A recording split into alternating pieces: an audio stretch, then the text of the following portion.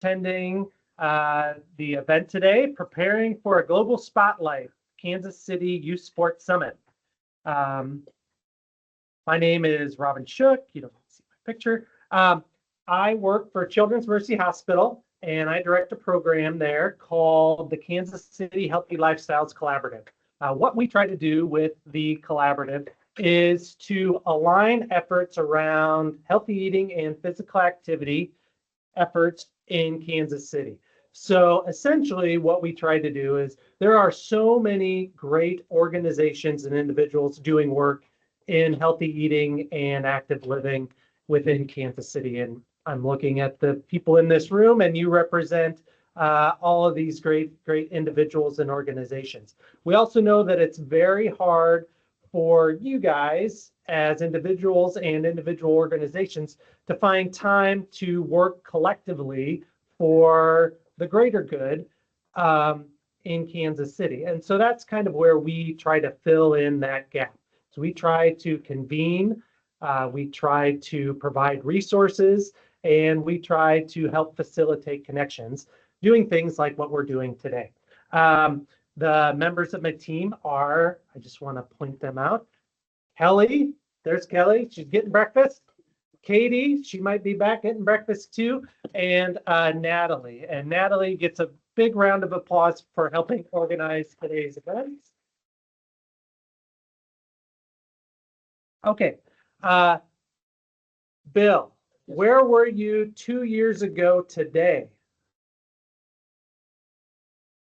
April 8th, 2024. Colorado Springs. What was that? There was an eclipse. There was an eclipse 2 years ago today. Yeah, I was on the golf course with my wife. Well, no, you were at. Oh no, I was in Johnson County. That's right. 2 years ago today, we hosted, in partnership with the Aspen Institute, the State of Play Kansas City Summit. Hopefully there were people, some of you were at that event. It was a great event. We had about 120 individuals there, and that was a really, that was part of a kickoff for our partnership with the Aspen Institute, which resulted in this report that's sitting on your table, the State of Play Kansas City.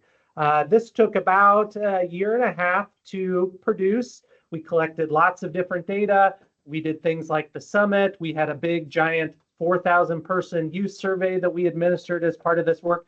And all those findings are in that result. So please take that with you. You can also find it online. But also at that event, we had one of our biggest announcements that we shared at the event was that Kansas City, Missouri officially endorsed the Children's Bill of Rights. And here's a message from, of course, getting a commercial for Deloitte. I'm Kansas City Mayor, and I'm proud to endorse the Aspen Institute's Children's Bill of Rights in sports.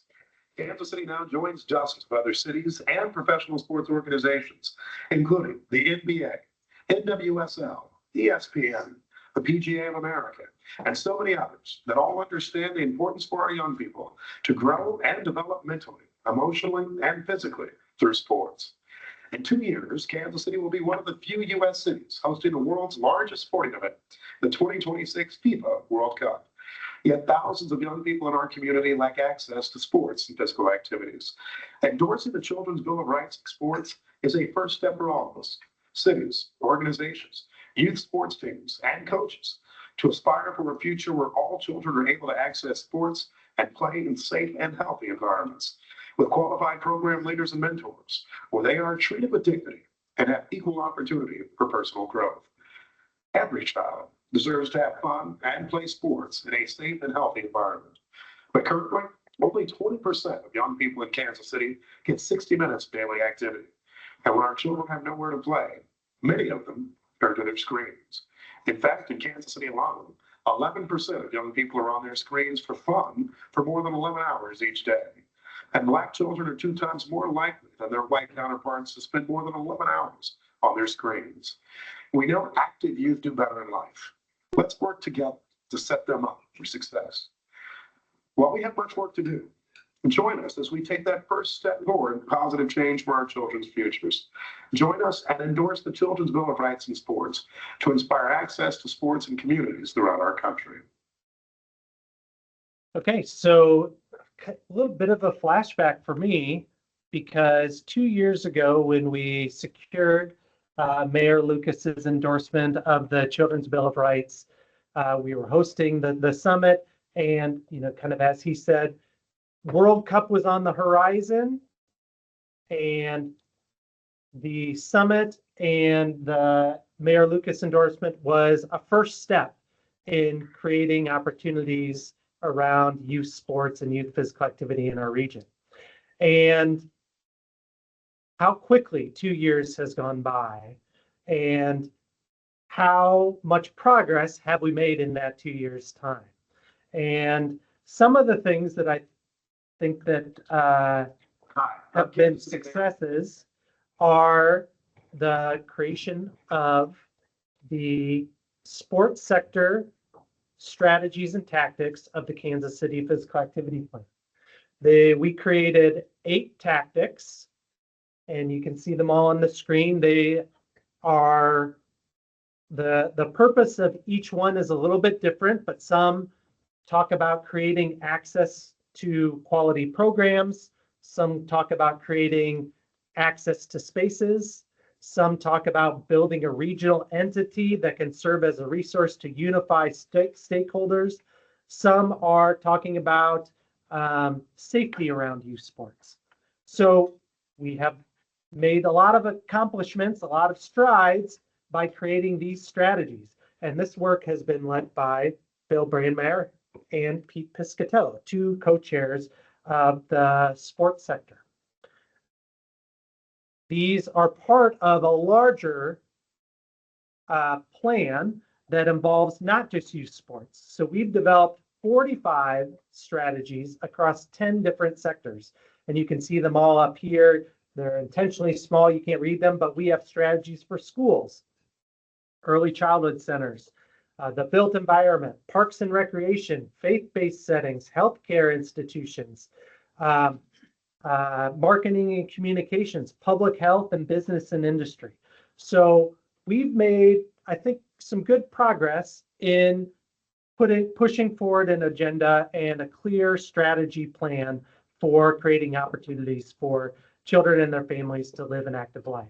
As I mentioned, we've also in the past 2 years released the State of Play report, which you have in front of you. We also have completed 2 other pieces of data collection. All of these are on your table. The one that's on the screen right now is the Phase 2 report, which was led by Dave Renz and Cindy Lauper. Wave your hand. There you go. You can find the full report on the QR code that you see here, but the purpose of this data collection was to identify sports-specific strengths and weaknesses within Kansas City. So they looked at soccer, they looked at tackle football, flag football, dance, and adaptive sports. And you can see there were some clear challenges facing youth organizations and lots of barriers facing families. But there were also a lot of strengths. And you can find more as you read through that report. We also did an earlier report about a year ago where we counted every single youth program in Kansas City, again led by Dr. Renz and his team. And this number is actually a little bit out of date, but at the time of the release of the report, they counted 3,399 programs related to physical activity within our region, provided by 541 organizations. There's a lot of great programs out there by a lot of great organizations, but there are some clear gaps. Not too few programs reach youth with mental health challenges, few are free, and very few focus on youth with physical activity, with physical or intellectual disabilities. So what do we take of all this? That we've accomplished a lot, but there's more work that needs to be done. And There's a lot of very specific things that we could talk about, but the key to all of it is collaboration. And that's what you see at the bottom here. The solution lies in collaboration. And so this is why I really appreciate all of you coming here today and your engagement in past events. This is another step in that process. The last thing is what can we learn from other cities? And there are a lot of other great peer programs in cities across the country. I chose to just highlight a few that are few things that are happening in other World Cup cities, since this is a World Cup focused program today. So in Los Angeles, they are awarding 26 local nonprofits will receive $26,000 each to advance connection, opportunity, and unity in youth sports. So in total, they are investing almost $700,000 in youth sports programs. In Philadelphia, they are making a $2 million investment to do with U.S. Soccer Foundation to do things like building mini pitches, investing in improving access to programs like Soccer for Success and coach mentor training, and establishing a 10-year endowment for the Eastern Pennsylvania Youth Soccer and Pennsylvania West Soccer to sustain long-term impact. In Seattle, they're doing several things, and it's pretty diverse.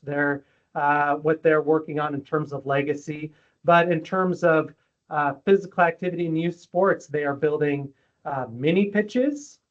They are increasing Indigenous youth access to sports, and they're supporting the final construction of this, they call it the Seattle Unity Loop. It's an almost 5-mile walking trail in Seattle with various landmarks along the way and murals. So infrastructure to help the entire population to get to be active.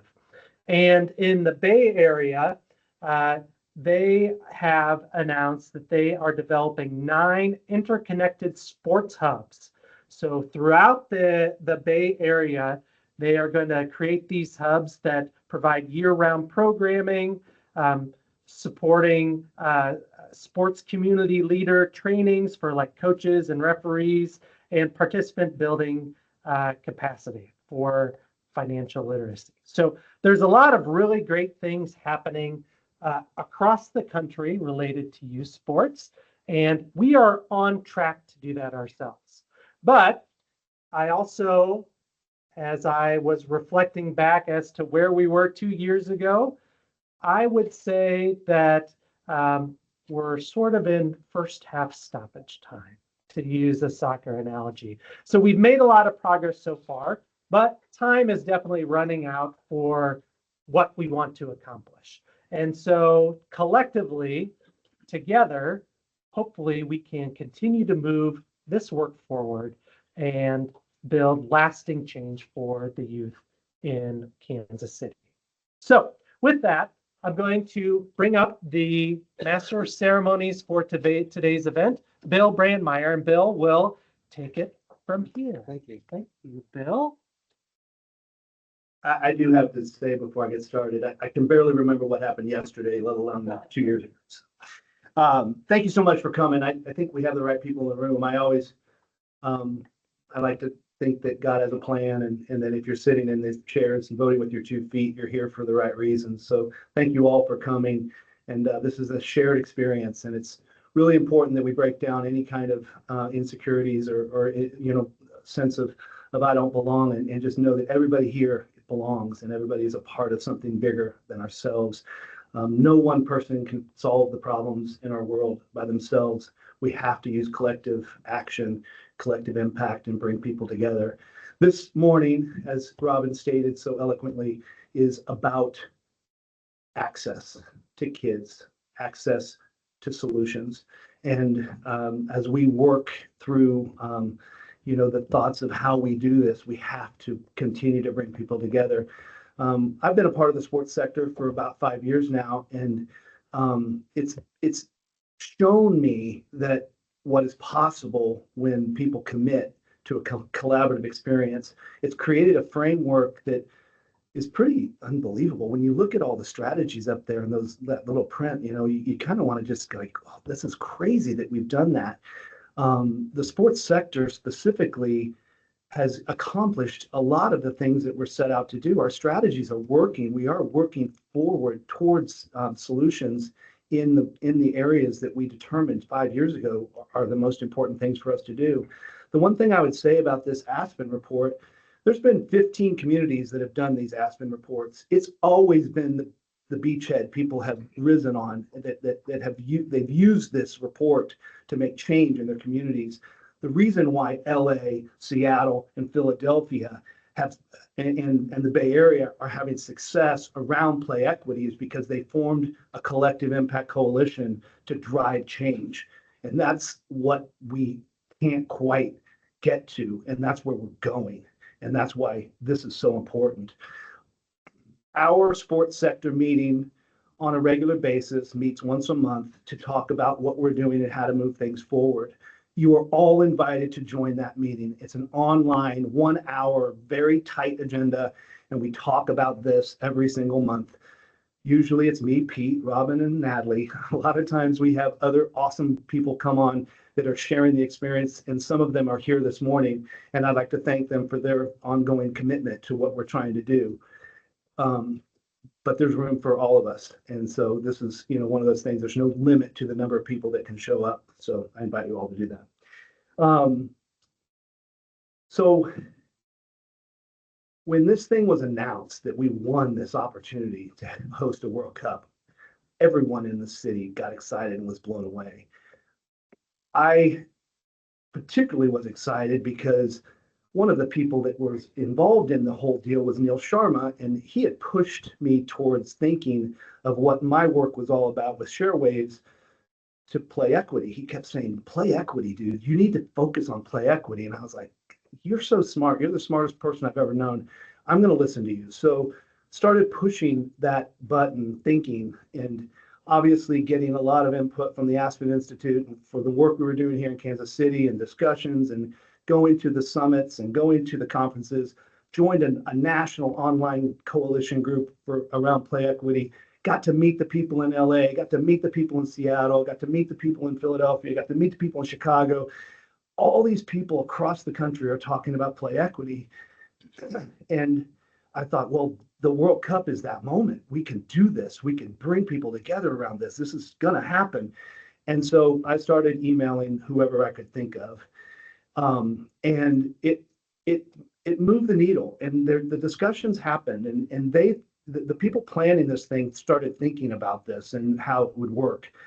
Then last August, I found out that one of my closest, dearest, coolest people in my life, Mark Jorgensen, was named the chairman of the committee that was going to do this event in Kansas City, responsible for the whole thing, responsible for making sure Kansas City pulls this thing off with safety and with security, with transportation, with an incredible fan experience, with hosting different, soccer cultures to come to our city. And, the team that they've assembled, Karen Daniels, before Mark, now Mark, how they were driven, how they're working, the creative that's behind it all is seriously blowing me away. They have their stuff together. You can tell they know what they're doing. And then behind that is this idea of what's going to happen when it all goes away. And I asked Mark in a meeting, what happens after? And he said, I've got some thoughts on that. And I said, well, would you care to come and help us? And he said, I would. And so this morning we get to have Mark Jorgensen, someone who has been passionate about Kansas City for his entire career, spent 40 years with US Bank, has helped thousands of businesses become successful in our city, and has lent his expertise and understanding about the community to a numerous number of boards, including the Police Athletic League and other, Children's Mercy Hospital and the Hallmark Foundation. And he's done this. and he's the right guy to lead it, and he's the right guy to have this morning. And I'd like to welcome Mark Jorgensen to come talk to us. He's going to frame this. Thank you for coming. Yep. So you read that just the way my mother wrote it, so I appreciate that. So I have a question first, and then I'll share a story. I know there's some youth sports coaches here, but how many have led youth sports teams? Okay, I knew Jason had. All right, so I'll share a quick story. You'll get a kick out of this.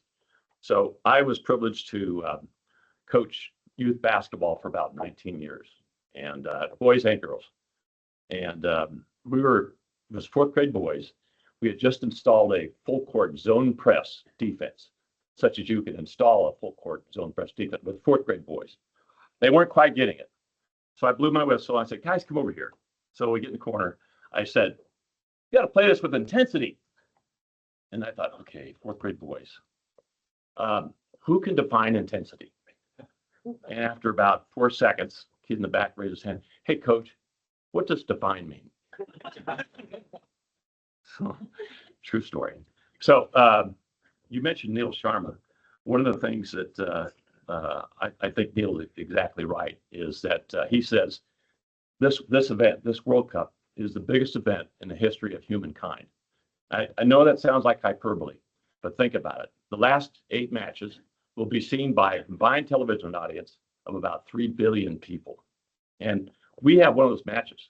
You know, if the team that's favored to get to the quarterfinal, both teams, is Argentina versus Portugal, it would be Messi versus Ronaldo.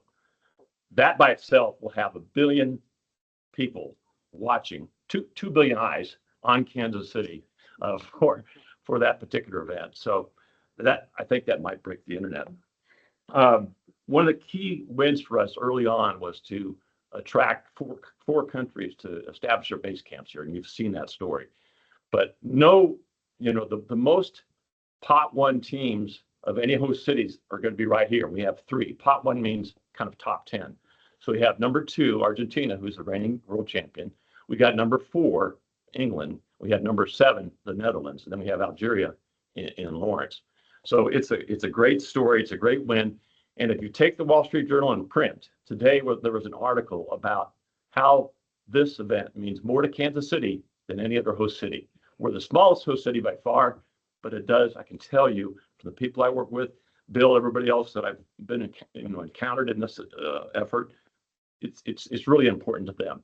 And so it talked about in that article that we've invested more than $650 million in soccer infrastructure in the last 15 years here in Kansas City. So we want to be known as the soccer capital for America.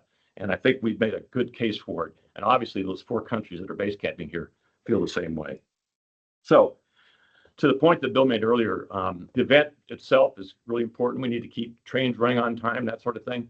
But what's going to happen afterwards? So I want to focus on 3 things. The first thing is business.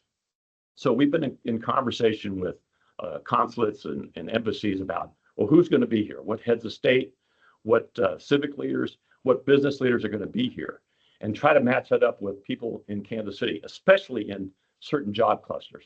So think about where we're especially strong: architecture, engineering, life sciences, animal health, logistics. And take logistics as an example. I'm going to bet not everybody knows this, but Kansas City is the #1 rail hub in America for tonnage.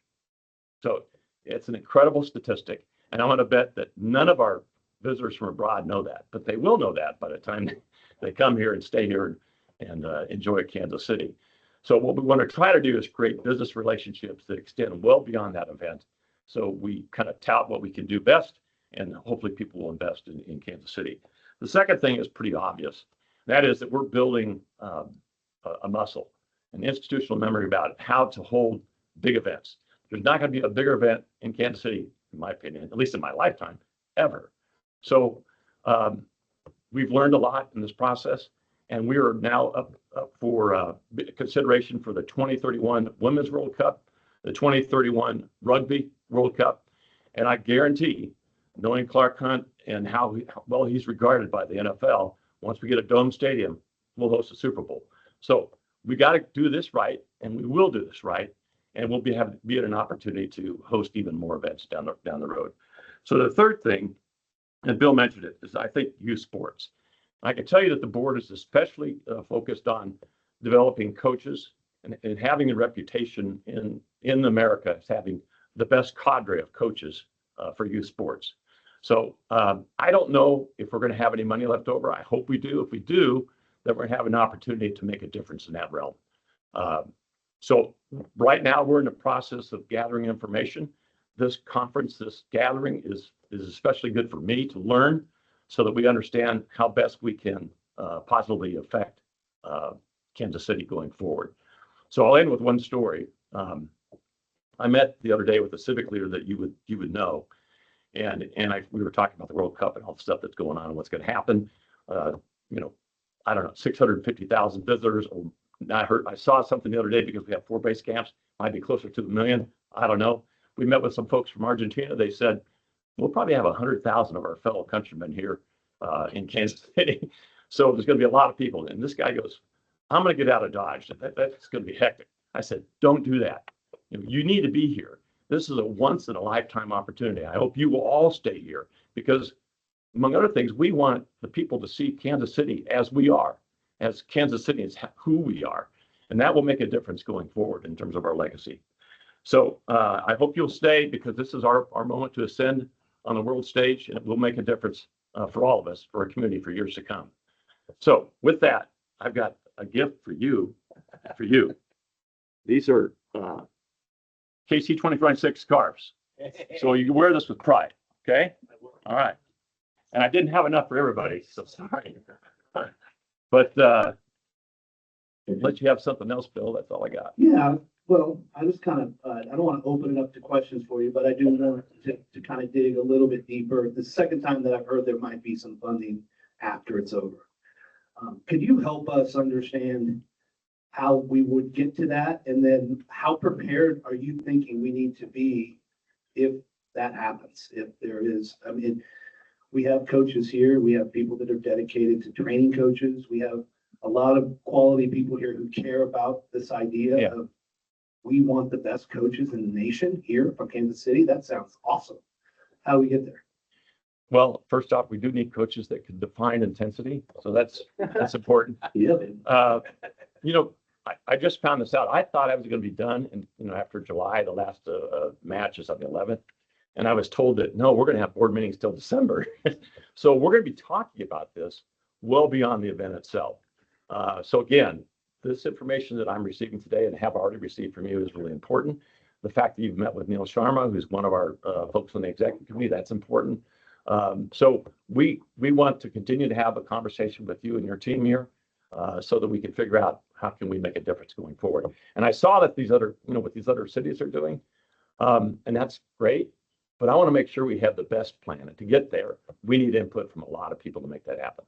That's fantastic. Well, I appreciate that. And I appreciate your openness in coming this morning, being a part of this. It really made it a special deal. I know when I talked to Tracy Welpe, who's the director of impact for Kansas City, she said, yeah, we want to be there. And I was like, okay, can we get someone there, from your group? And all of a sudden we get the chairman of the board of the KC 2026. So fantastic that you decided to join us this morning. I appreciate your friendship and I appreciate you being here this morning. Likewise. Thank you. Yeah. Well, the other day, my wife met David Renz and he described me as irrepressible. And once again, I had to look. I know what intensity is, but irrepressible, I did have to ask Alexa what that meant. Someone who doesn't give up, who keeps fighting, who keeps pushing forward with thoughts and ideas that we hope benefit this world. And I'll take that. That's something that I'll take that. And I appreciate you sharing that. So as we turn the page to what this all means, we had a really great understanding of where Mark's head's at with it all. I think it gives us an opportunity to decide, do we want to continue down this path? And so for the rest of the morning, that's what this discussion is going to be all about. How do we move down the path? Do we want to move down the path? Do we even like each other? That may be a question. No. But I love everyone I've met in this youth sports world. When I look at the youth sports community, my good friend Bob Martin always says, you know, the people in the youth sports universe, they're all trying to do good for kids. Like we're all here for kids, and it is universal. I mean, there's not people here. I mean, obviously, the youth sports environment is pay for play and win at all costs, drive for victory, and all of those things that make it a little more corrupted or toxic. But the people behind it are trying to do best for kids. But how do you keep the lights on? How do you keep driving? How do you fund this thing? And how do you take what you're trying to do and make it work? And the other thing that's complicated about what we're trying to deal with is every single sport is its own silo. It's very hard to get football, basketball, baseball, hockey, you know, golf, tennis, soccer in the same room. It's hard, you know, because we're all dealing with our own, you know, development pathways for our student, you know, scholar athletes. And so it's a difficult job, but I'm irrepressible. And so I'm going to keep fighting. And in my walk in this world, as I've done things that I feel like, you know, I'm trying to contribute, trying to use my time, talent, and treasure to make a difference. I get to meet awesome people. And I just met Jeff Stewart this morning. He's the executive director of the Johnson County Parks and Rec. Really cool dude. Obviously, big job, 30 years of experience running one of the most incredible park systems in our region, maybe in the nation. They have the #1 corporate challenge event anywhere. No one has done it longer. No one does it better. But they also, if you go to one of the Johnson County parks, whether it be Shawnee Mission Park or my little, you know, Franklin Park by my house, they're impeccable and they're perfect. I mean, not perfect, but idyllic. And we're so lucky that we have that. And so I'm excited to have Jeff come up and share the stage with another good friend of mine. About 11 years ago, Nick and I met each other. I coached for Brookside, so I knew Nick. I coached my kids, but I got to really know him because he and I did Dance with the Stars, right? For Christopher Ray.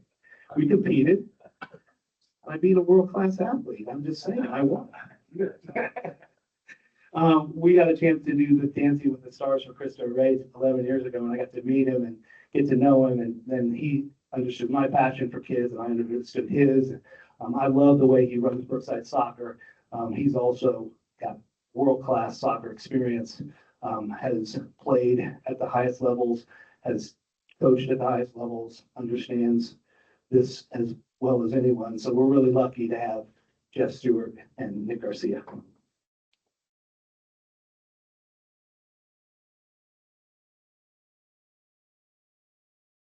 We have 2 mics.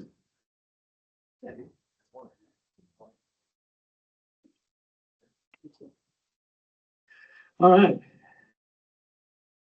I love these books that you guys have put together, and you know, it seems like you've given this a lot of thought, this moment in time. And when did you guys start planning this? When did this start becoming an idea in your meetings?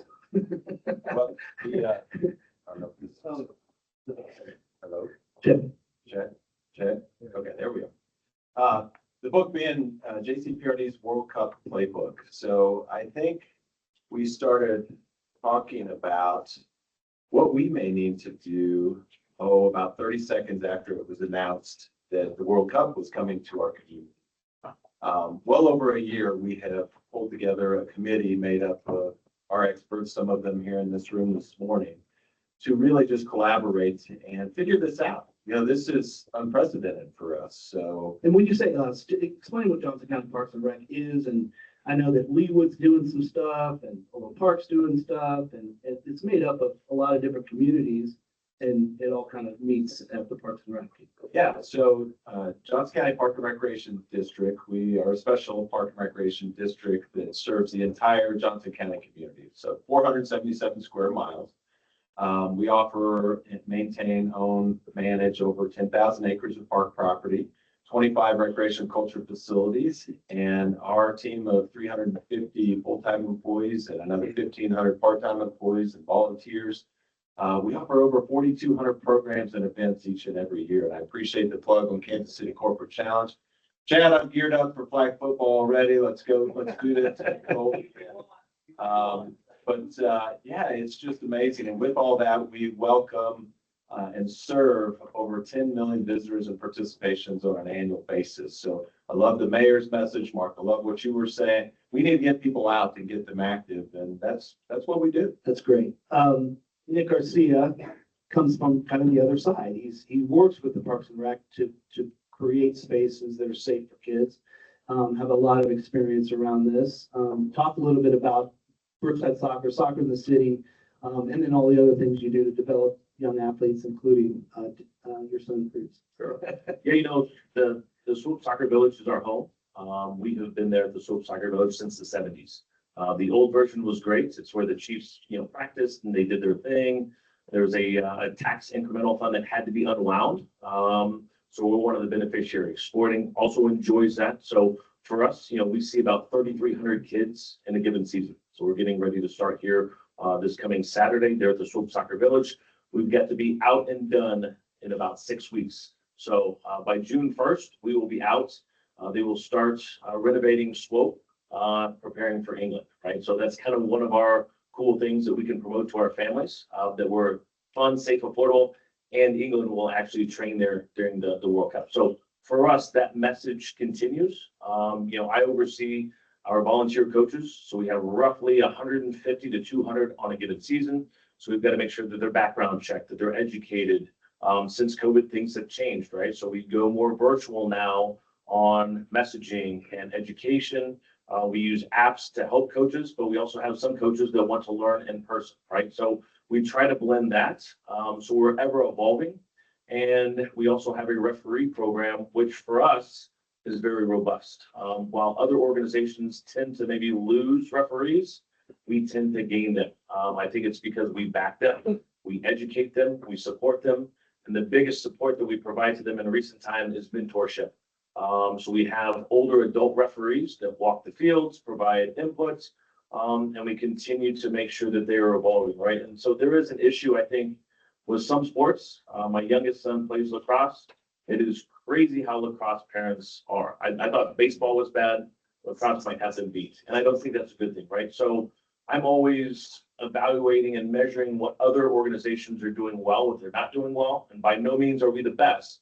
So I try to make sure that we stay ahead of problems before they happen.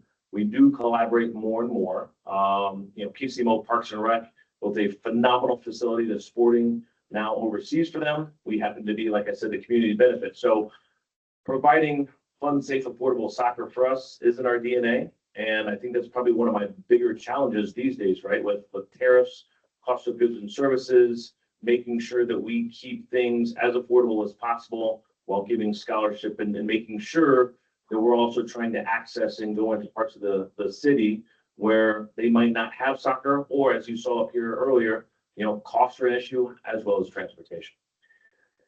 That's great. So as an organization, both of you have had to figure out how to work with a number of different groups, organizations to make things work. Talk about collaboration, the successes, the difficulties.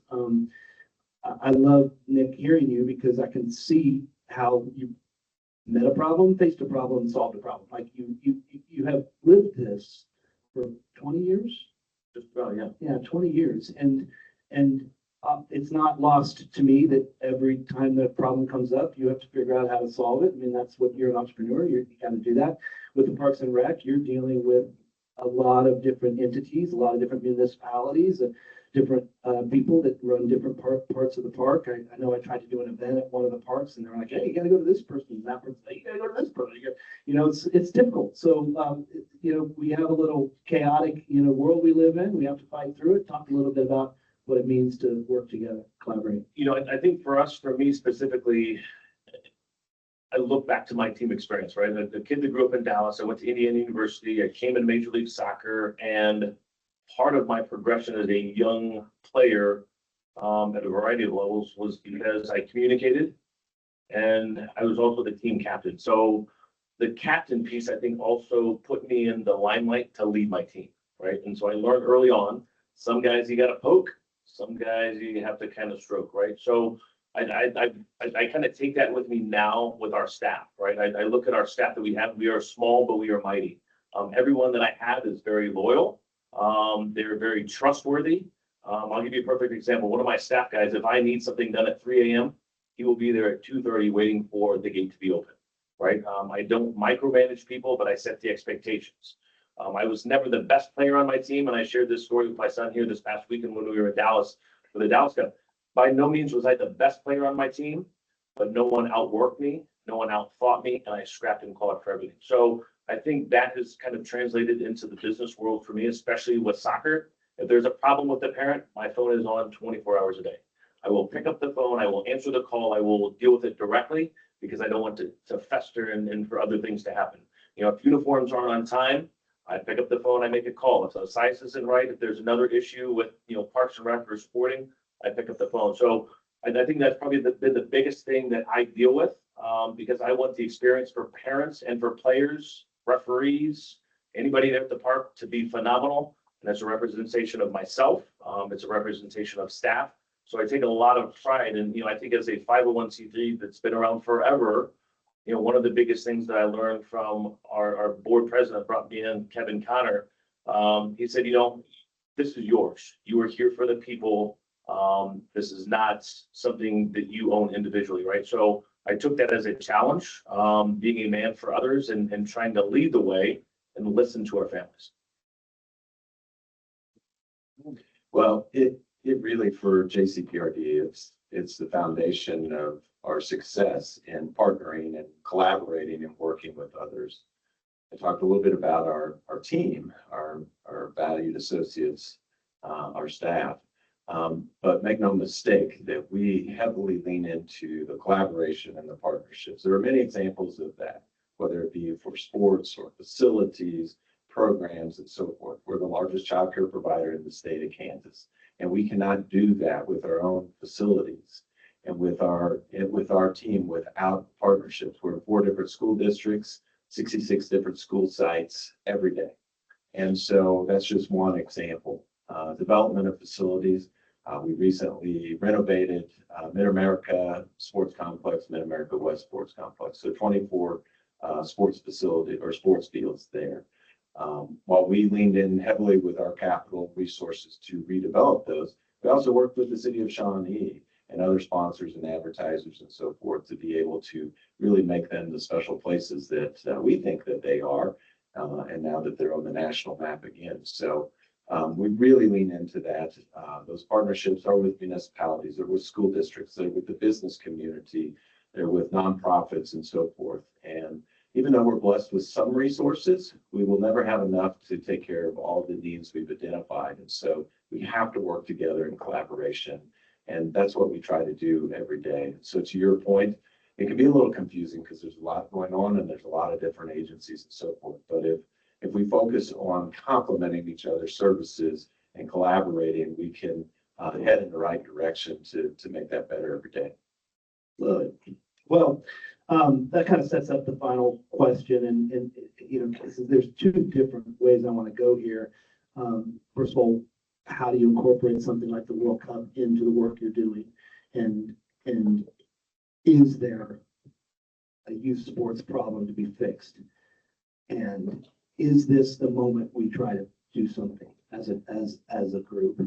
And so I know it's kind of a you know, 2 different questions in one, but are we doing the right thing at the right time for the right reason? Is there a system to fix, and what's broken and what needs to be fixed, and how does the World Cup play into that?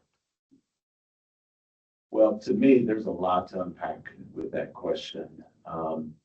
To say, is there something to fix? I think what we want to do is really lean into the opportunity that we have here. And our work will not be done when the World Cup has come through our community. I think we want to look at that and build upon that energy to, as the mayor was pointing out, get our children off of the screens. I've been in the middle of a book right now and some of the data that is out there that speaks to that and the physical and the mental challenges that we're facing as a result. We have to capitalize on the opportunities like World Cup and the other things we have in this amazing community to really build on that. So I do think we have some challenges. We do have some concerns, but we have an amazing community. And I think working together, we can pull our children, pull our families off of the screens and out of their homes and get out and explore, whether it be in sporting events and activities that we have or the other amazing things that we have here. You know, highlighting on the World Cup, I would not want to be in any other host city more so than Kansas City and capitalizing on this opportunity. This is beyond generational. And the things that I've heard in collaboration is nobody's preparing better and more to really do this thing well. And I think, as Mark was pointing out, this is really going to start an avalanche in a positive way of the many things we'll be able to capitalize on. And those 650,000 or million visitors, whatever it is, Mark, I think we're going to see a real spike in population because people are going to discover what it is here in Kansas City, and they're going to want to stay here. So I don't know if it'll be a million or what it will be, but we're definitely going to be on the map and have to capitalize on this. I don't think it's something's broken necessarily, but I do think we have concerns and challenges ahead of us, and it's going to take all of us pulling together, working together to be able to really get our folks outdoors. Well said, Jeff. This will be my 5th World Cup. I dug out here the other day my 94 World Cup tickets. $20 for a ticket, $65 for a ticket. In today's dollar, do the math, I don't know. But this will be the 5th one that I go to as a fan. I've been to 2 World Cups, played in 2 Youth World Cups, one in Nigeria and one in Ecuador. I have qualified for the U.S. Youth National Team and seen what FIFA has done to come in to Trinidad and Tobago and build facilities, to build fields. So I've seen it, I've lived it. So in my short life here, I truly think there will be a legacy that will be left for good. I think it will be very interesting to see all the fans come. In fact, I entertained a gentleman who was in town last week from LA, and he was mesmerized by how our streetcar was rolling around town with all the World Cup stuff. The airport, we had front and center the Welcome to KC countdown clock. He's been to the LA airport, he's been to the Dallas airport. He their clocks pushed off, out in the corner by the janitor's closet, right? So the perception is, I think worldwide, that Kansas City is prepared and ready.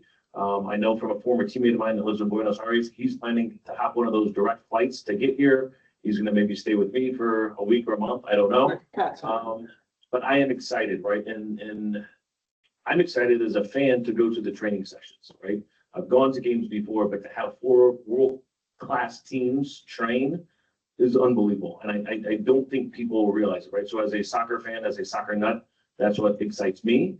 I will go to the fan fest. I will do all these things with friends and families, but I think 2 lasting pieces of this legacy that have to be left are affordability and access. Soccer is still very expensive. The access is not open. You can't walk to Swope Park right now and walk on that field, and I think that's a shame. It is a public facility that is managed by Sporting that we are graciously allowed to go and use, but we pay a lot of money for those hours. I personally think that park should be open. So I think that's an example of it. The affordability piece, I think organizations can work through that. I know there are organizations in this room right now that do a very good job of keeping things affordable at the grassroots level. I think as you get into competitive sports, dance, other things, of course, things get expensive. There are other costs that, are built into that. But if we can bring that down, I think that helps. So as a former player, U.S. national team guy, administrator, fan, Johnson County residents, I want to see soccer accessible for everyone, and I want to see it affordable. So I think there's a variety of ways to get to that, right, Bill? Because what works for us might not work for you, might not work for you. So that's why I think U.S. Soccer, their Soccer Forward piece that they have just launched, will help because they're not telling us what to do. They're advising us at a micro level. What works for us might not be what's best for somebody else. Yeah, that's great. So a lot of energy, a lot of emphasis, a lot of great ideas, a lot of things to digest. I want to open it up to some questions. If you just raise your hand, I'll bring the mic to you.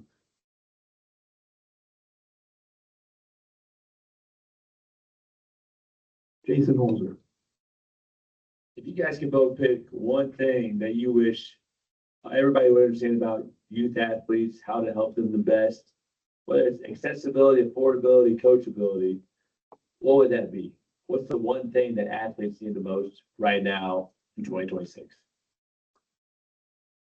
We need to make it fun, quite frankly.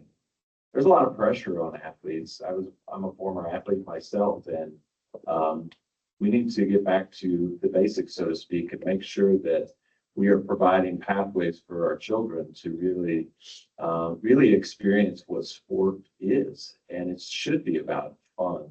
And the car ride home needs to be fun. And so we need to remove the pressures. And I agree 100% with my friend here that it needs to be accessible. It needs to be affordable. We need to find ways to make these things attractive and a priority for folks. But if we don't make it fun, we're going to lose them. And so we've got some work to do on that. But to put me on the spot and say one thing, I said more than one, but it starts with let's make it fun. Love it. I think for me, it's support. And support is different for everyone. I coach a third grade girls team. It's called the Showgirls. Thanks, Taylor Swift. Last year we were the Rainbow Unicorn Swifties. So when I coach this team, I need support, right? They need support. Are you cajoling someone? Are you pushing someone? Are they having a bad day? And because they're girls, it's different, right? So I'm no soccer player whisperer, but I think because my third child, who's a girl, she's different than my two boys. So I have to be very aware of my surroundings, how I approach things, and I try to keep things structured. So I think, again, each kid is different. So providing, again, it's the mental, physical, and emotional support that he or she needs on the field. And as they grow and develop, things change as well, right? And I've been to a lot of conferences that now talk about, women developing, and guess what? I might not have the answers. So I might need to collaborate with another coach or another organization to bring them in to talk to girls about puberty, right? So I've got to have a different hat on, I think, that sits outside of my coaching hat. And that's support that I also need. I have to be open to that. That's great. Rich Chichong, Soccer is a Solution. Appreciate it. Great panel. I have two questions. First one is in regards to underserved communities and talking about fostering that talent. One of the big things that I think you probably very much will know this with looking at soccer as a global sport, a lot of the talent, specifically Messi being one of the best ever, came from those underserved communities. But with the pay-to-play access, it basically hinders the talent access, which comes into the conversation about why the U.S. national team isn't as competitive as other places. So just wanted to get your insight on that. And then also to a big issue for a lot of the organizations, probably in here as well too, is capital access. And being able to have those conversations, whether it's with private investment. I'm in the tech space now as a former athlete, but tech is getting a lot of that investment. But then now having the right words and language to being able to reduce digital dementia, as they're saying, and things like that. So just wanted to get you guys insight on those two things and how organizations and people in the room can be able to assess that. Yeah, two great questions. I sit on a committee here with the Parks and Rec Board, Chris Cotton, and it serves the Northeast and Ninth and Van Brunt. So our Ninth and Van Brunt committee of a variety of stakeholders is there to support the inner city soccer experience in Ninth and Van Brunt, right? I've been there, I've coached there, I've helped to run the facility, and what they have done at Ninth and Van Brunt is unbelievable. So I think if you look at the African, the Hmong, the Latin population that walks to Ninth and Van Brunt on a regular basis, there's no fence. And sometimes you have people playing 20 hours a day, right? So I think there's benefits of it. There's also issues of it, right? Crime, homelessness, maybe somebody, starting a fire in the middle of the field. Okay, so I think there have to be certain restrictions, maybe by Parks and Rec, to kind of help manage that a little bit better. But everyone seems to go and play and be there with each other, right? So you talk about pickup soccer. I think that's a great opportunity. I think we should have more opportunities like that. I think futsal is a great soccer experience. For those of you that don't know about futsal, it was born in Brazil decades ago, and it is played on a hard basketball type of surface with a non-bouncy soccer ball. And that is a phenomenal experience. I know, Scott, you guys have out there in Johnson County, all your futsal facilities, right? I think if we had more opportunities like that, you could have more players like Messi, Ronaldo, Mbappe that come, right? Because you're incentivizing players to just go and play pickup soccer. So, in theory, you're leaving the device at home or on the sideline. And sometimes we as parents, administrators, coaches don't need to be hovering over them, right? So I think if you take soccer to the people, I think that's a step in the right direction. If it's managed properly, right? The facilities should not be one club, one organization. So I think they should be there for everyone. So I think that's part of it. I think as you ask about private equity, it's interesting, right? Because I get asked as the executive director all the time, should we go PE? In my personal opinion, I don't think we should. I think PE is valid for maybe large competitive soccer entities, but for us as a not-for-profit, legally we can't do that. We don't want to do that, right? So we stay true to our mission. We're always evolving. So I think the private equity market is a competitor of ours, but we also have to stay true to our families, right? I want to make sure that uniform costs are down low. I have to negotiate with the city and sporting to make sure that our fees stay low. I have to make sure that our volunteer coaches are getting the access they need, right? So while we don't have the infusion of money like private equity would bring, I have to be very frugal with how we do things and keep that standard high. It's a great question and something I think we have great room for improvement. There's so much pressure.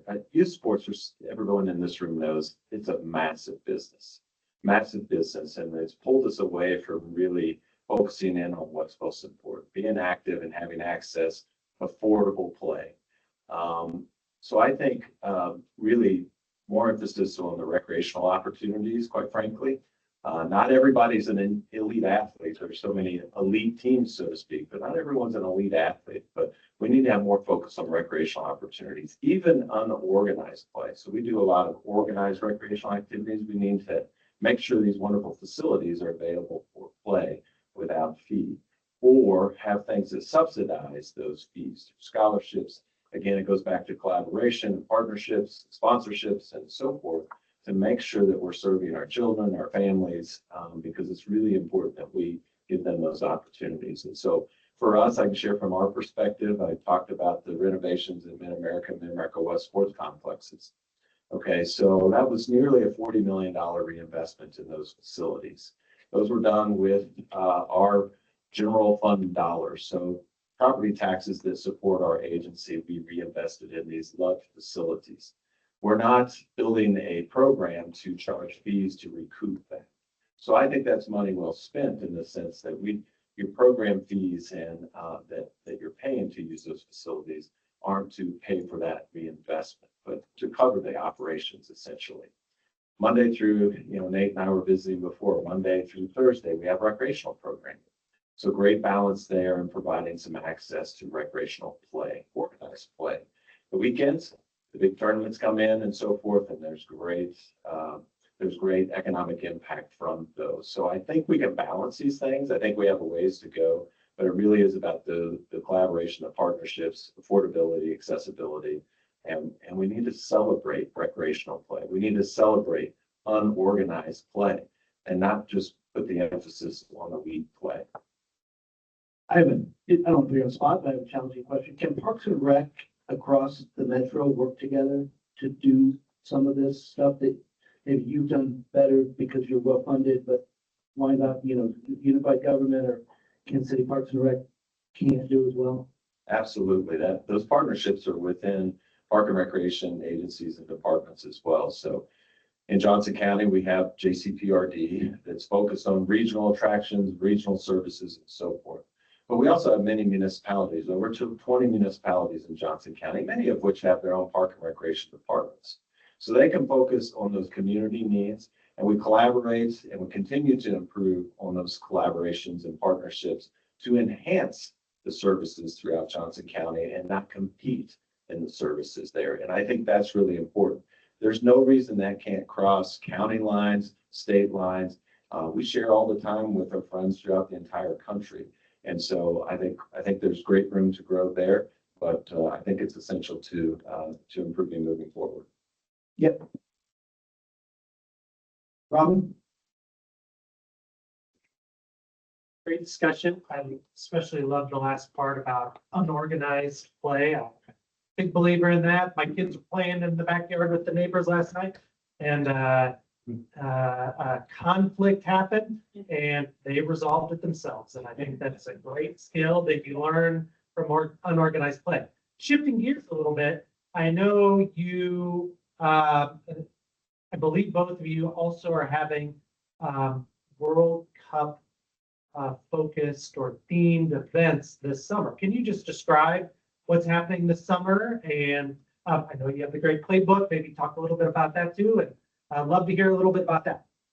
So for us specifically here at Sporting Brookside, I'm not in social media. I get it. I understand it, but I've got people to do that, right? So we are rolling out great videos. In fact, one got dropped last night of us in the Jumbo Trianda, World Cup ball, and our director of coaching is, has it going across the World War I Museum onto the streetcar, and then he hops off of it, right? So I think it's bringing awareness. We are now going to raffle off, like the Lego World Cup trophy. We've got other things that we've purchased that we're going to raffle off, that we're going to give away. We're going to have activations there at Swope, right? So we're going to have Sporting come out. We're going to have the Current come out. Obviously, the World Cup teams aren't there, so that's not a possibility. So for us, right now, it's awareness. Specifically, when the World Cup comes, we will have themed camps, that integrate into the World Cup. So we know that we will have great numbers for that. And one thing that we're actually getting ready to announce is that we're going to be busy and active in the urban core with a group to provide some small 3v3, 4v4 field play with inflatable fields. So that will be fun for us, right? It'll be something that traditionally we had not done, but taking soccer to the people for us is important, and just making sure that people are aware. I was in a store here the other day and somebody didn't even know the World Cup was coming. Like, you living under a rock, so I had to just kind of tell this woman what it's all about, how awesome it's going to be, and there's going to be a lot of people. So for me, as the executive director, is probably educating our families, letting them know what's coming, letting them know what we have, and just opening up their eyes to something that will probably not be back here in a long, long time on the men's side. Yes, I think the women will have it, but I think I'm pretty spoiled having now 2 World Cups in our country that I can attend. So just sharing that wealth of knowledge and the experience with people. That's awesome. Well, thank you for the question. And I'll just briefly summarize the JCPRD World Cup Playbook. The executive summary is at your table, so that you can read through that at your leisure. But in essence, there were 2 goals with this.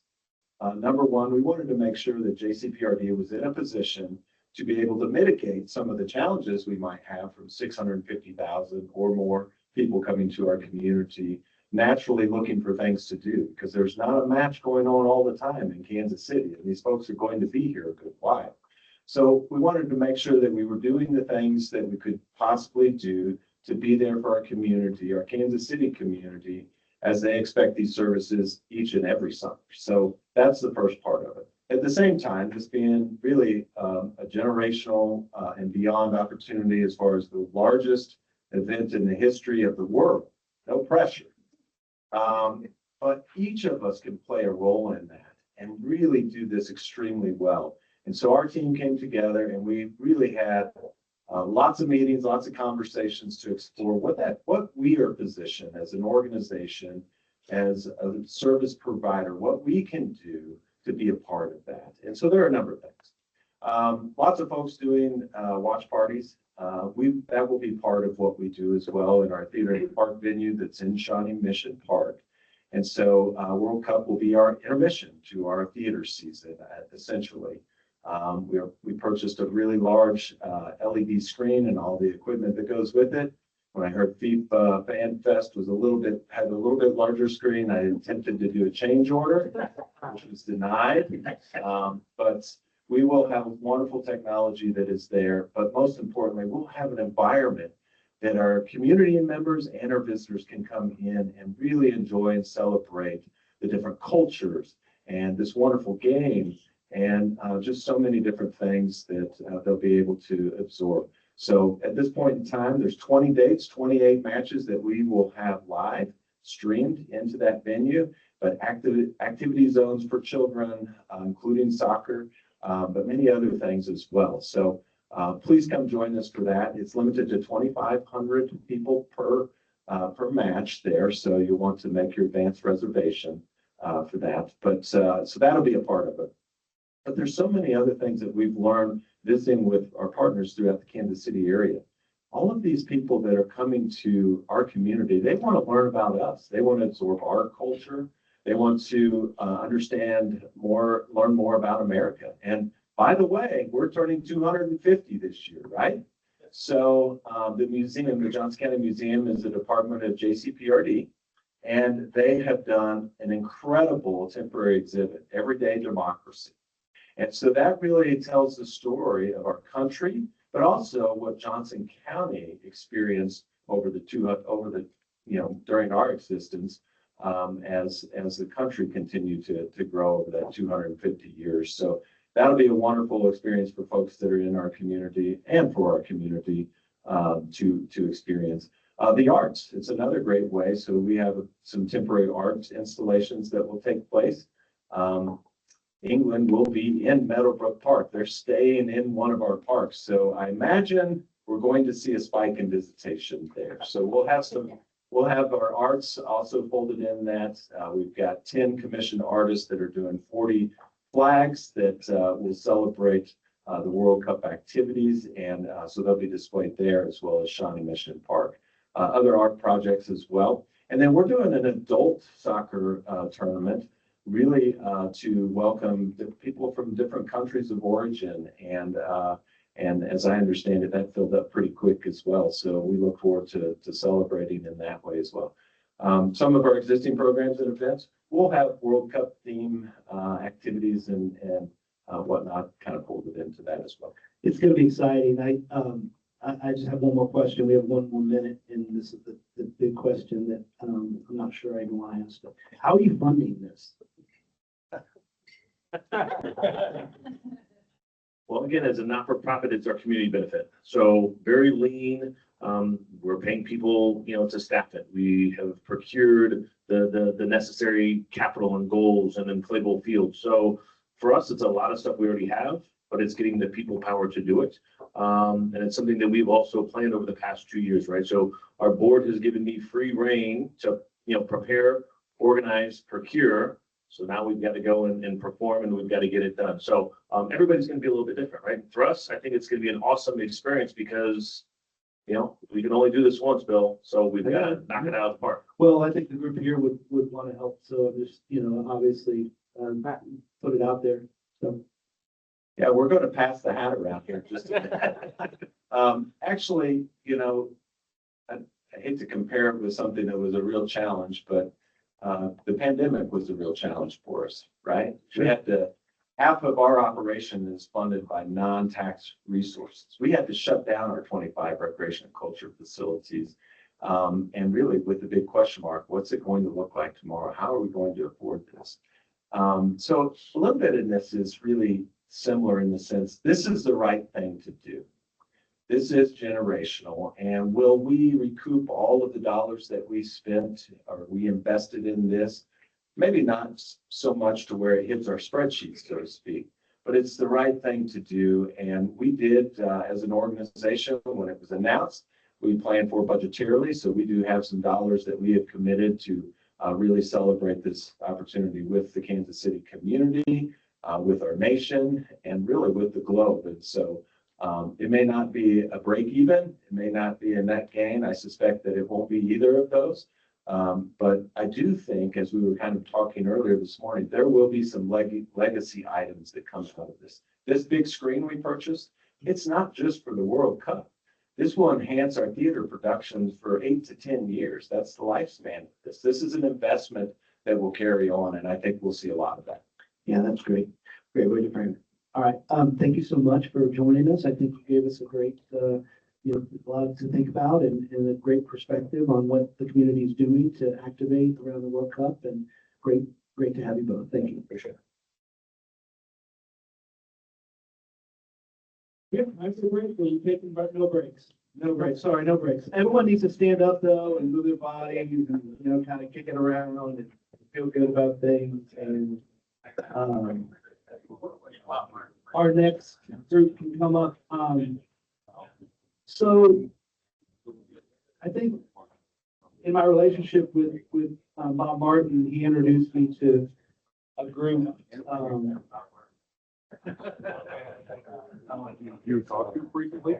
Yeah, I appreciate the question. Want to he introduced me to the Center of Sports and Human Rights. I looked them up on the internet do? and didn't know who they were, and realized they were an international nonprofit that was trying to do some of the similar things that Shareways is trying to do, encouraging kids that play sports and building this out. And they had identified the World Cup as an opportunity for them to engage with youth leaders in our community. And if I could have Diego and Cruz come up. Where's Diego? Is he hiding? Diego and Cruz have been named the youth ambassadors for 2026 World Cup in Kansas City. And they're part of youth ambassadors across the country. We time to socialize. 5 minutes? 5 minutes to socialize. You're off the hook for a second. All right. We'll find your courage. All right, we'll give everyone 5 minutes. We'll meet back here at 10:20.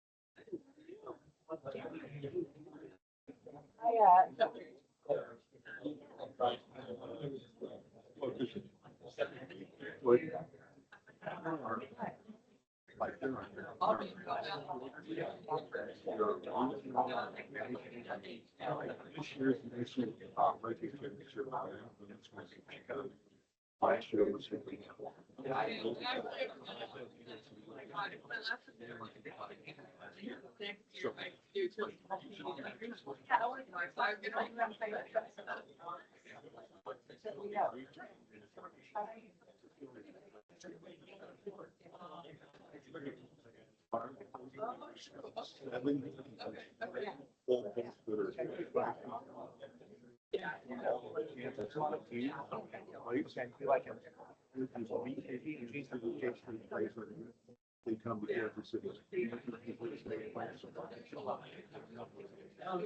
All those.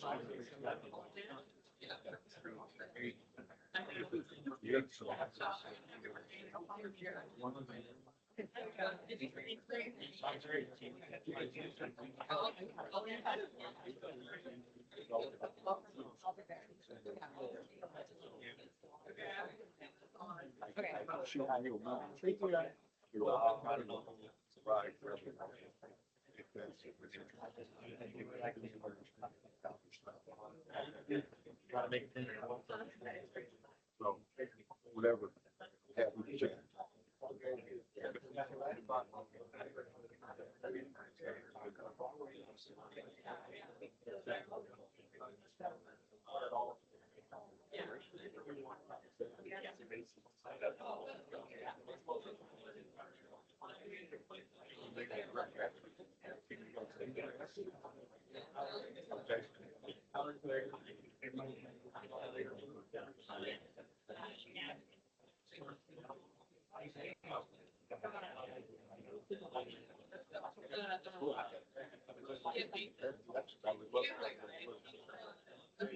Anybody hungry for something like that? I'm happy to see it. Yeah. But I need my bowl. Yeah. Yeah.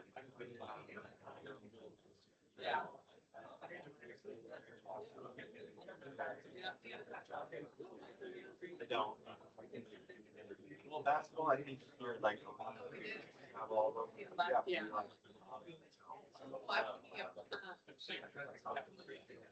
Andrew Chan.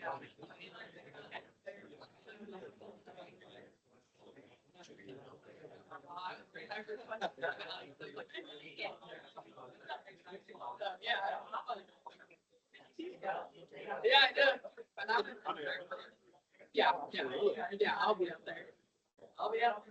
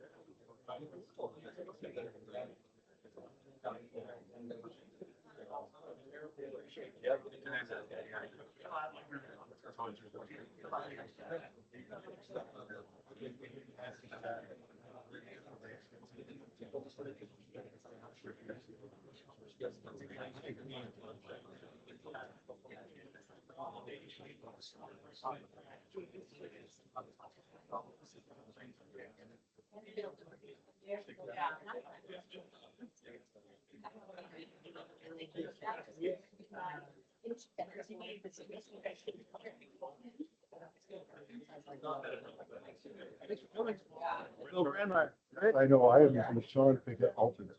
Oh, fun. That's so nice of you to come. Rugby? Since the 1960s. That's cool. Hey, guys, we're gonna sit back down. Let's go. We cannot let our high school kids miss school for no reason. I asked Cruz to come and speak, and he was like, I get to miss school? Okay. I love it. Please sit down. So I tried to say before the break, the Center for, oh, I forget the name, the Center for Human Rights and Sports. Yeah, I was introduced to them, met with them. They were here for last August, Kansas City hosted a grassroots soccer convention, and they were in town for that. And so I went down there and met them. And they talked about what they were going to try to do with these youth ambassadors at every host city. And I was like, that's really cool. I'd love to hear more about it. And so they kind of told me more about what this represents and what it's all about. But we're going to hear firsthand from Diego and Cruz about their experience with this organization and what they're trying to do with the World Cup coming. The other thing that is so exciting is that they both participate in soccer at the highest levels in Kansas City, so they have this sports experience that they're going to share with us. So excited to welcome Diego and Cruz. Thank you, Mr. Brandmeier. My name is Cruz Garcia. I'm a junior at Rockhurst High School. I'm as well the captain of my soccer team for club. Garcia, are you related to Nick? I am. All right. What else? I love being active in the community as well. Just got back from serving at Pete's Garden yesterday. That was good. And yeah, that's kind of a little bit about me. Fantastic. Hello, everybody. I'm glad to be here, skip school for a little bit. But my name is Diego Barrera. I attend Rogoku Soccer Academy. That is a school and soccer academy all in one, and we're located in the northeast area of Kansas City. That's why I loved your question about the underserved communities, because like Nick Garcia said, Mr. Garcia, he's worked on the 9th of November. I'm there every day, and I'm gonna be there this afternoon. So we've seen the change and everything. And I do a lot of community work over there, and I live more towards the airport, but if you really ask me where I feel home is at, it's in the northeast. So that's why my focus and main thing is being able to help those underserved communities, because they're we're all like family there. We might not understand each other with language, but with the soccer ball, we all understand each other. That's the essence of it all. That's so great. I want to clap. So I want to start this off. I like to talk to young people about their experience with the sport they play and why sports become so important. Talk to us a little bit about your journey in soccer, and if you specialized when you were, at what age you decided soccer was going to be your sport, and did you do multi-sport? Just talk about your journey with sports and how sports has played a role in your life to make you who you are. Diego, you go first. Well, since I was a little kid, I've always, had the soccer ball around at the house and everything. I tried baseball once. I was so bad they tried to switch me to be a left-hander, and Never got it. I think I got a double on Father's Day, and that was the best thing I ever had. So I've always grown up about soccer, and ever since I joined Rigoku Soccer Academy 5 years ago, soccer's given me a different type of perspective on things, especially in life, because I used to be, in that environment where it's paid play, and I can see how hard it was and everything. And I played at a very high level, and I understand those things. So ever since I joined Rigoku, I see soccer in a very different aspect of things and understanding and appreciating the beautiful sport, the beautiful game. All the best players in the world have come from low-serve communities. And that's what soccer's really made a big impact on my life, not just in the soccer world, but overall everywhere. So kind of like Diego, I grew up soccer all around me. I think I had a ball at my feet when I was a little kid. I'm also a multi-sport athlete, so I do swim, golf, tennis, baseball, basketball. I love all of it. What else? What does it meant to you to have sports in your life? That's right. I mean, I just love it. It helps me. It's an activity I can do. Helps me get out. Nice workout. Love the community I build, like the bonds with my teammates. Kind of the family as well. So Love it. In the Aspen Institute's state of play report, they asked kids what they wanted out of sports. The number one answer was to have fun. The number two answer was to be with their friends. The number six answer was to get a college scholarship. Number seven was to win. I'm sure you guys are competitive and you don't separate competition from your sport. I mean, it's all about doing what you are. You want to win. If it wasn't about winning or losing, what would sports mean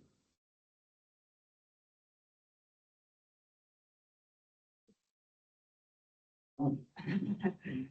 Well, obviously, if it wasn't winning or losing, just the community thing, the family, because soccer, like I said before, in the Northeast, there's kids from everywhere. I think there's 70 plus communities in that area alone that they come from different countries, a lot of them from refugee camps. So sports means a lot more to me than winning and losing. It's the connections you make throughout the way. And also being able to fight for your community. I was a part of that. Rigoku Soccer Academy was a part of going to city council and actually fighting for the $2.75 million renovation for 9th Amendment. So I was there and I spoke in front of Mayor Quentin Lucas and all their council members, and I fought for that. So being able to have a voice is something very, very important as well, because our youth, we're the present. I like to say we're the present and the future, because later on we're going to be those sitting in the crowd listening to the next generation. So being able to leave a good impact on things is something that I like to think about. And I've also done projects with Project Play, so I was happy I made the report. So I was really That's awesome. Cruz, you've kind of grown up in a different life. Your dad obviously runs the Brookside Soccer. You have access to whatever sport you want to play. You live in a community that all your friends that you have grown up with don't lack for need. They don't lack for resources. What does sports mean to you besides winning or losing? yeah, I think it's like the friendships we build, and maybe even just like the memories we have together as a team. Like I know my basketball team, just a bunch of my buddies, and we ended up winning the championship this year, so 3 times in a row. And I mean, they're just awesome, kind of all those memories. And I guess without winning and losing, like.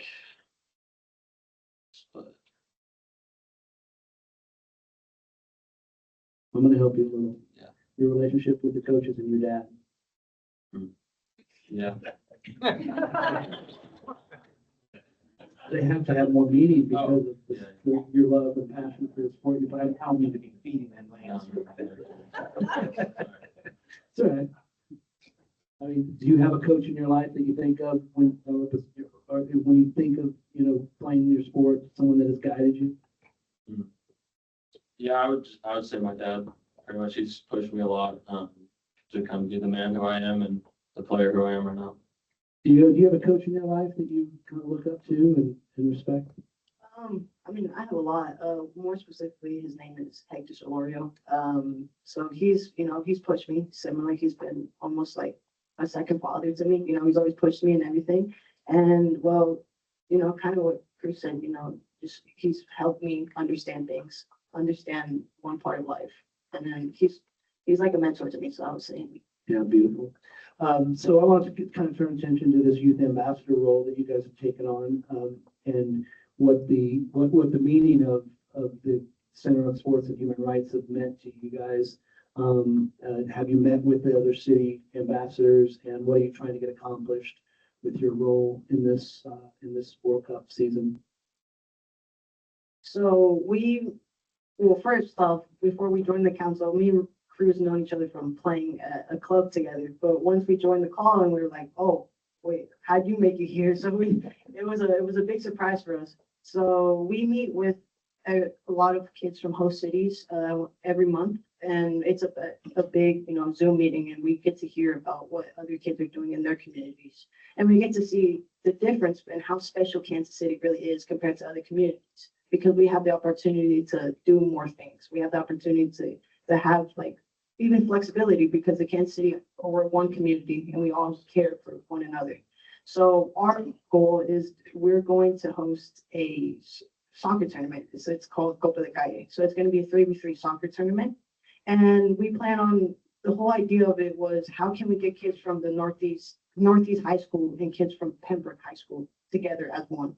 Because we do preach about being one community, but we need to get kids from the Northeast with kids that are even in Lee Summit, for example. So how can we get these kids together? And we believe this tournament, this style of play is what is the answer. So we plan on having it 3v3 tournament in the Crossroads. And there's going to be food, live music. We're playing on live music, and, just soccer activities. And even if you don't like soccer, just understanding that World Cup vibe. So we also plan on the food part. I have another project, it's called Go Quiz vs. Hunger. And so we focus on tackling the problem of, houselessness in our community, because we do know it's a big, huge problem. And we focus on giving them food. So I've gotten my permits to be able to, serve food and everything. So in partnering with Luna Azteca Mexican Grow, we're going to incorporate my project into this big, community project. So that's kind of like the idea of what we're trying to do. Awesome. Cruz, what has been your experience with this role as an ambassador? Yeah, so kind of like Diego was saying with the other youth ambassadors around the other host cities, ours is kind of different because we have like a tournament style, and I've seen those other people have like kind of just pop-up stands of like what they're trying to say. So one was a red card about like bullying, cyber, I think being on phones too much, and that sort of stuff. So I think what we're doing is kind of cool because we're getting people out of the community, or we're getting people from the community who's never like really interacted with each other before, and they can play. That's great. And so is the Center for Sports and Human Rights helping guide you through this and supporting you and helping you put this thing together? Yeah, they are, but I think mostly me and Diego have kind of thought about everything.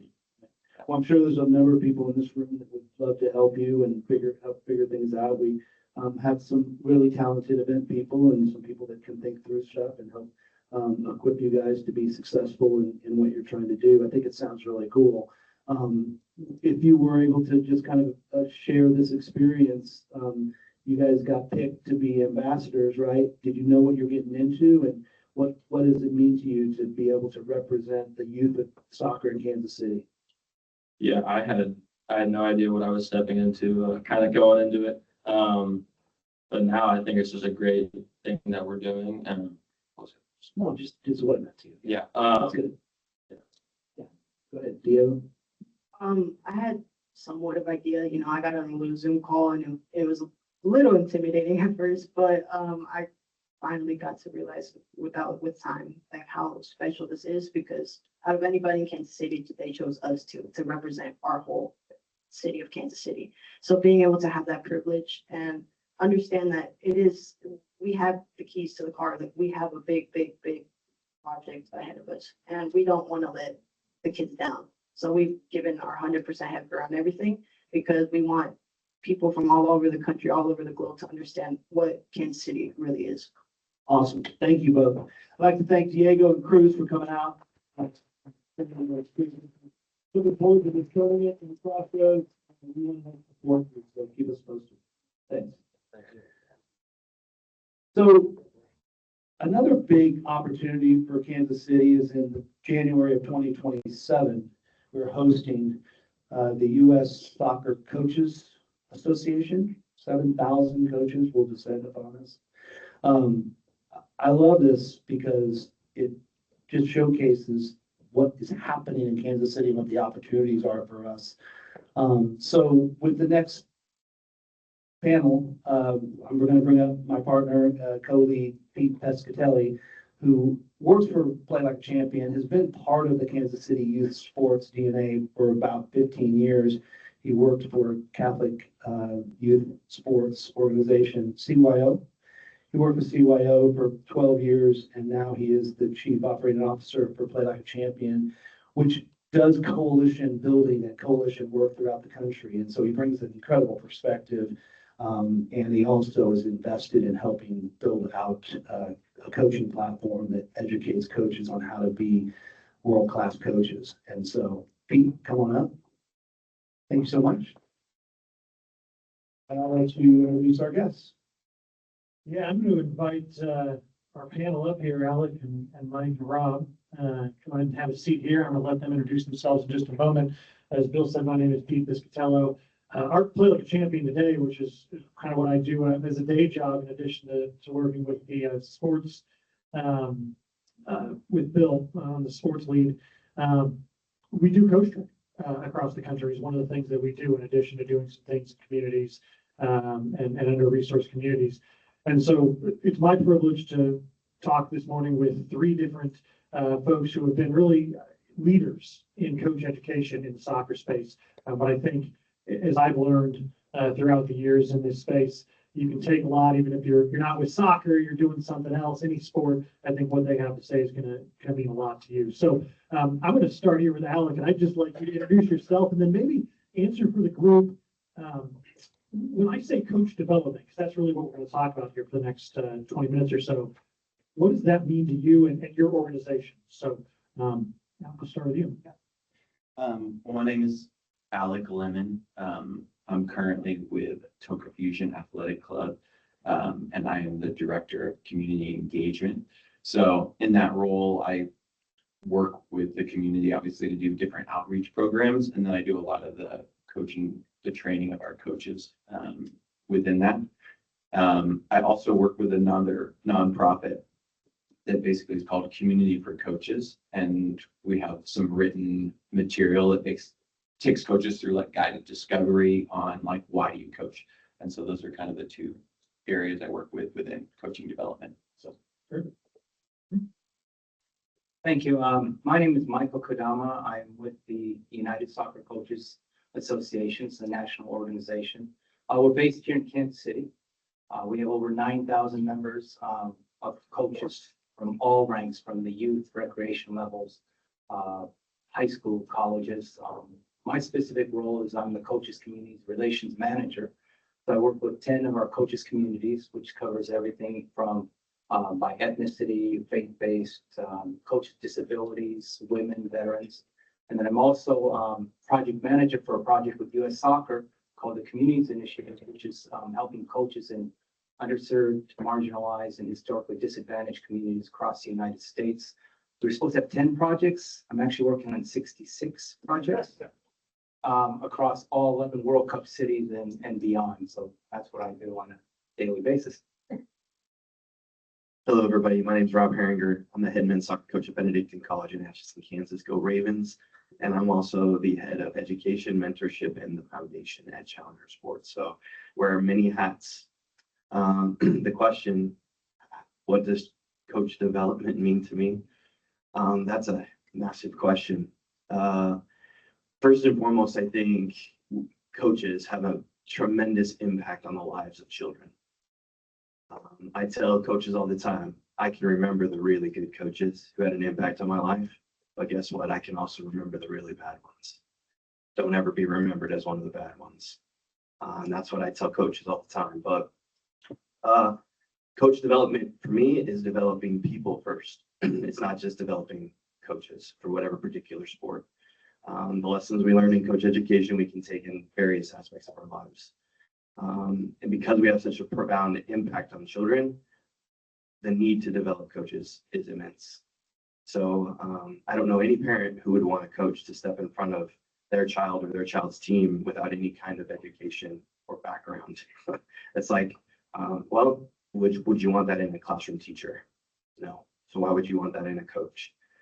So I think that there's a lot that we can still do in coach education. I think in soccer in particular, we've done a ton. We set the bar high for other sports. I've had experience working with coaches in other sports, and I'd say that soccer, we're the most open for coach development. Out of the different sports I've worked with, I have not worked with ice hockey, but I hear they're amazing. So hopefully one day. But again, coach development is a necessity because of the profound impact we have on kids. I would concur with what Rob said. If you step on a field and you're coaching these kids, you're impacting their lives. The things that you tell them, those are life lessons that stick with them. If you really want to know what you're like as a coach, ask players after they played for you, or have them come back and visit you. When I coached high school for over 30 years. The players would come back, and I tell people I could count on, the limited times that me as a former player went to visit coaches. It means a lot. And when they come back and talk to the ones who are playing for you currently about what it's like and what you're actually learning, or they call you and tell you about a live event. I'm flying to the Bay Area end of this month to attend a wedding for one of my former players who I've kept in contact with. They're there, and you have no idea unless you've been there what you're actually getting into, and then what you're actually getting out of it. But the importance of the life lessons you are involved with means so much to the players. So you have to remember not only the game itself, but the other experiences that they're having and what they actually will remember. It's not going to be the wins and losses. They're going to remember those relationships. They're going to remember the different things that they learned to think of the moment, even when you're losing, and how you learn how to come from behind, or how you learn to keep at it. Nothing is worse than being a player and losing by a lot. But then you find out what kind of character you have when you're losing by a lot, and who keeps going, and how do you get your players to do that. It's critical. And those lessons come back later on. Every one of us in life faces those moments of decisions, tough decisions, and things that you have to kind of push through. Sports teaches you that, and coaches, if you're doing it right, are teaching your players those kind of things. Yeah, I would agree with what they're saying. It's all 100% true. I would add, just as we're kind of all here, I think kind of talking about Kansas City as a whole, and like, how do we use sports and how do coaches use this to like have a transformational impact on our city? I think that's what everyone here wants to see happen in the city. And I think how we coach our kids in Kansas City will drive the culture of Kansas City in many ways, because how a coach leads his little sub mini culture on his team is teaching them how to lead, how to deal with conflict. And so that'll drive how businesses are built and how nonprofits are built and the culture we build in every community in the city. And sports is sort of the place where kids actually get to lead. They don't really lead as much at school. Maybe it's a little bit different environment. They're not as much on a team, but in sports, like, it's for the kids. They're the ones leading, and they're getting to test out their leadership skills, abilities, and their conflict resolution, dealing with unfairness. They're doing all that. And the way the coach talks about how do we talk to the ref when we disagree, or how do we deal with each other, is driving everything in this whole city. And we need those coaches to be intentional and like thoughtful of like, wait, I'm not just teaching 6-year-olds to try to win a game and kick a ball in a goal. I'm training a future CEO. That's really important. Yeah, and you look at the statistics. I saw last week, 95% of women in CEO specifically executive positions, played a sport growing up, K through 12. So that data is there to show exactly what you're saying as well. You know, Mark mentioned this earlier when he was speaking about this being really something that is to folks in this city who are looking at the World Cup and this opportunity for a globally transformational moment for our city. I think what you spoke to is part of the reason why they're saying coach education needs to be a huge part of that legacy. So we've talked about sort of broadly why that's important. I want to drill down a little bit, and for each of you in your specific roles, what does that practically look like, right? Nick mentioned earlier the idea of doing things in person, doing things virtually.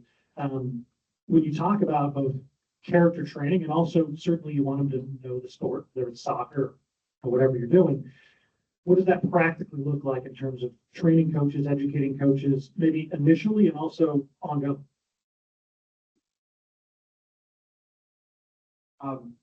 It's a really good question. When you think about the practical aspects of coaching and what it means, number one is character. I think so. Here for what we do at United Soccer Coaches, we're taking them through the game and things like that. But I will tell you that I also get to meet coaches around the country at all these different levels. The good and the bad, as Rob mentioned. Some of the bad, first thing I would notice is character. Second thing I'll notice is teamwork. So if you're coaching a head coach and you have assistant coaches, how do they all work together? I'll also take a look at things like the relationship with the players.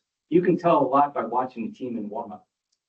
Watch how the players interact with the coaches, and then watch how the coaches interact with their players. And in that moment, you can see, okay, I think they're better off because watch how they act. And there's different ways that you can do it. I'm lucky enough to get to ask questions of coaches at the highest level and their colleagues, and they'll work with you and talk with you. What an opportunity.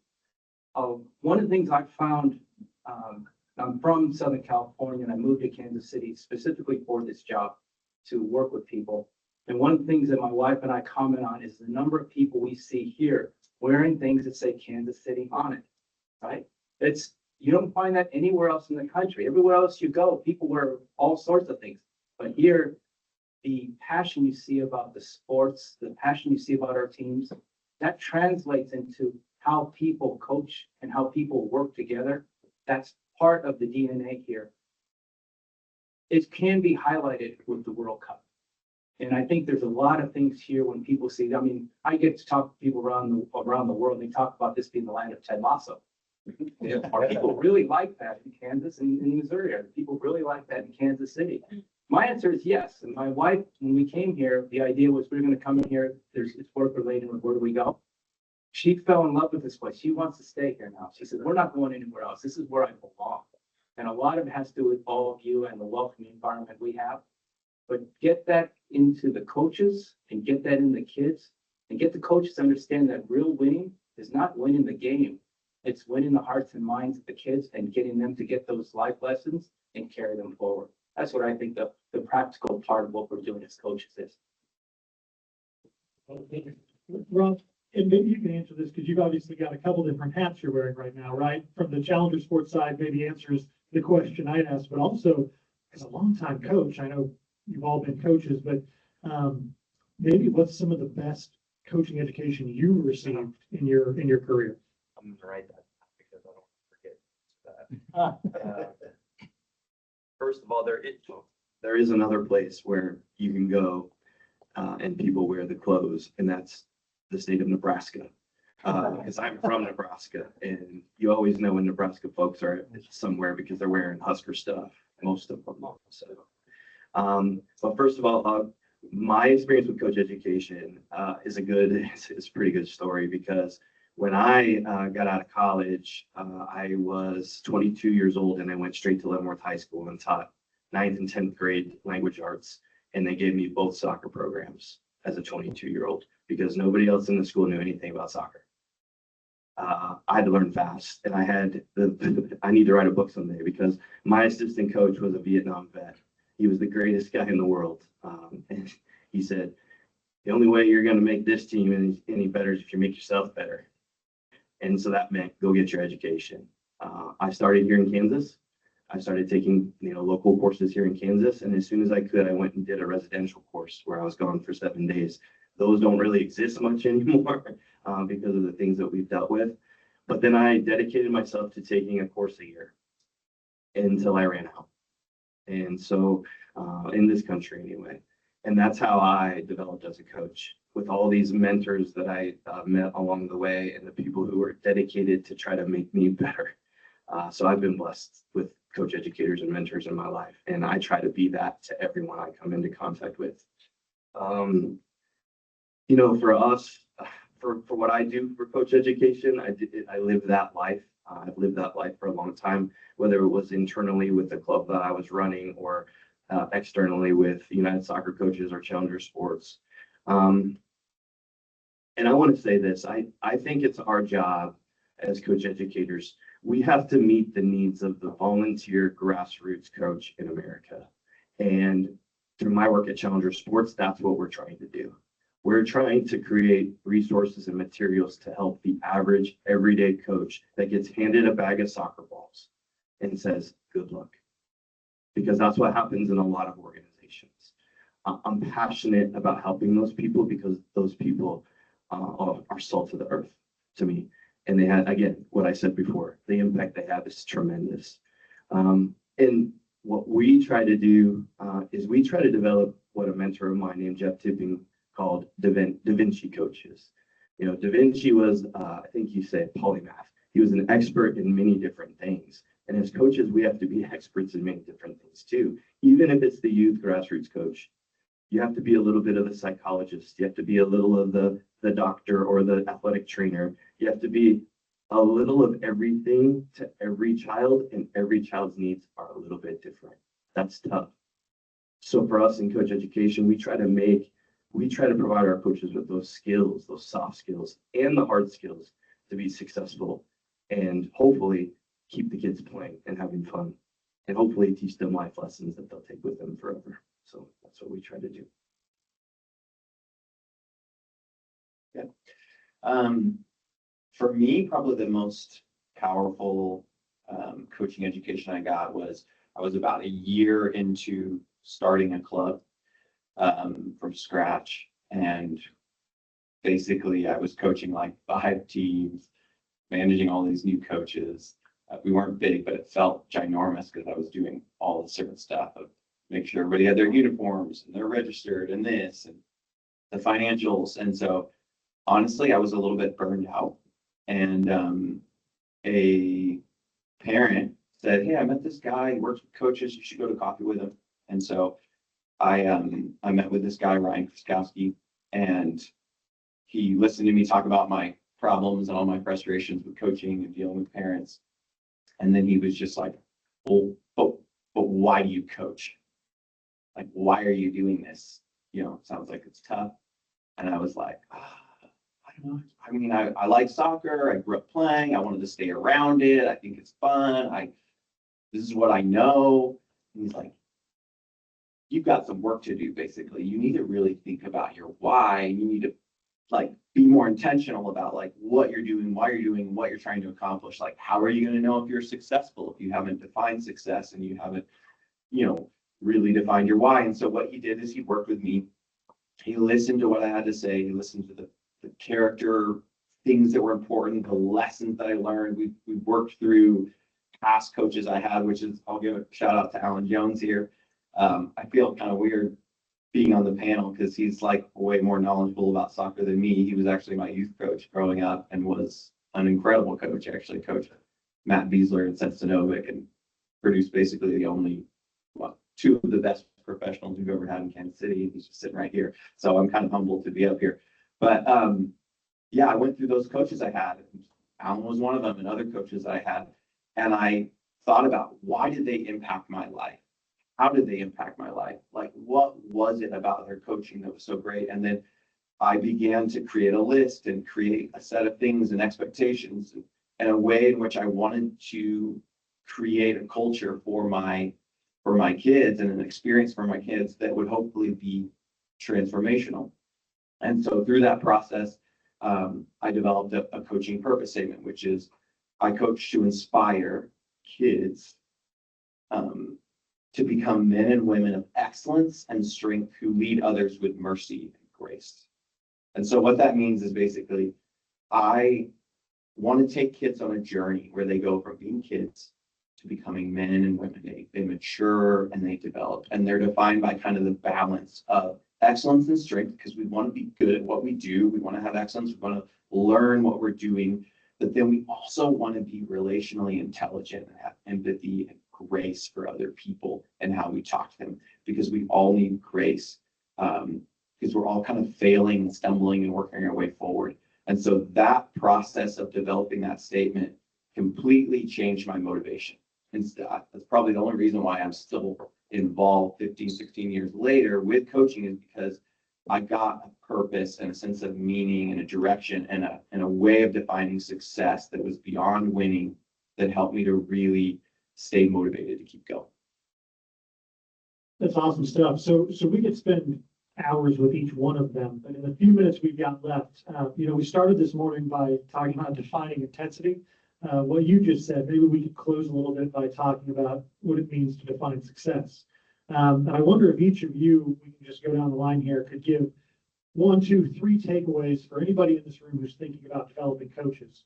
What are the most important things, the most important 1 or 2 things that you would ask them to think about when they think about, how do I develop the coaches in my organization, or my kids' coaches, or whomever they're working with in that capacity?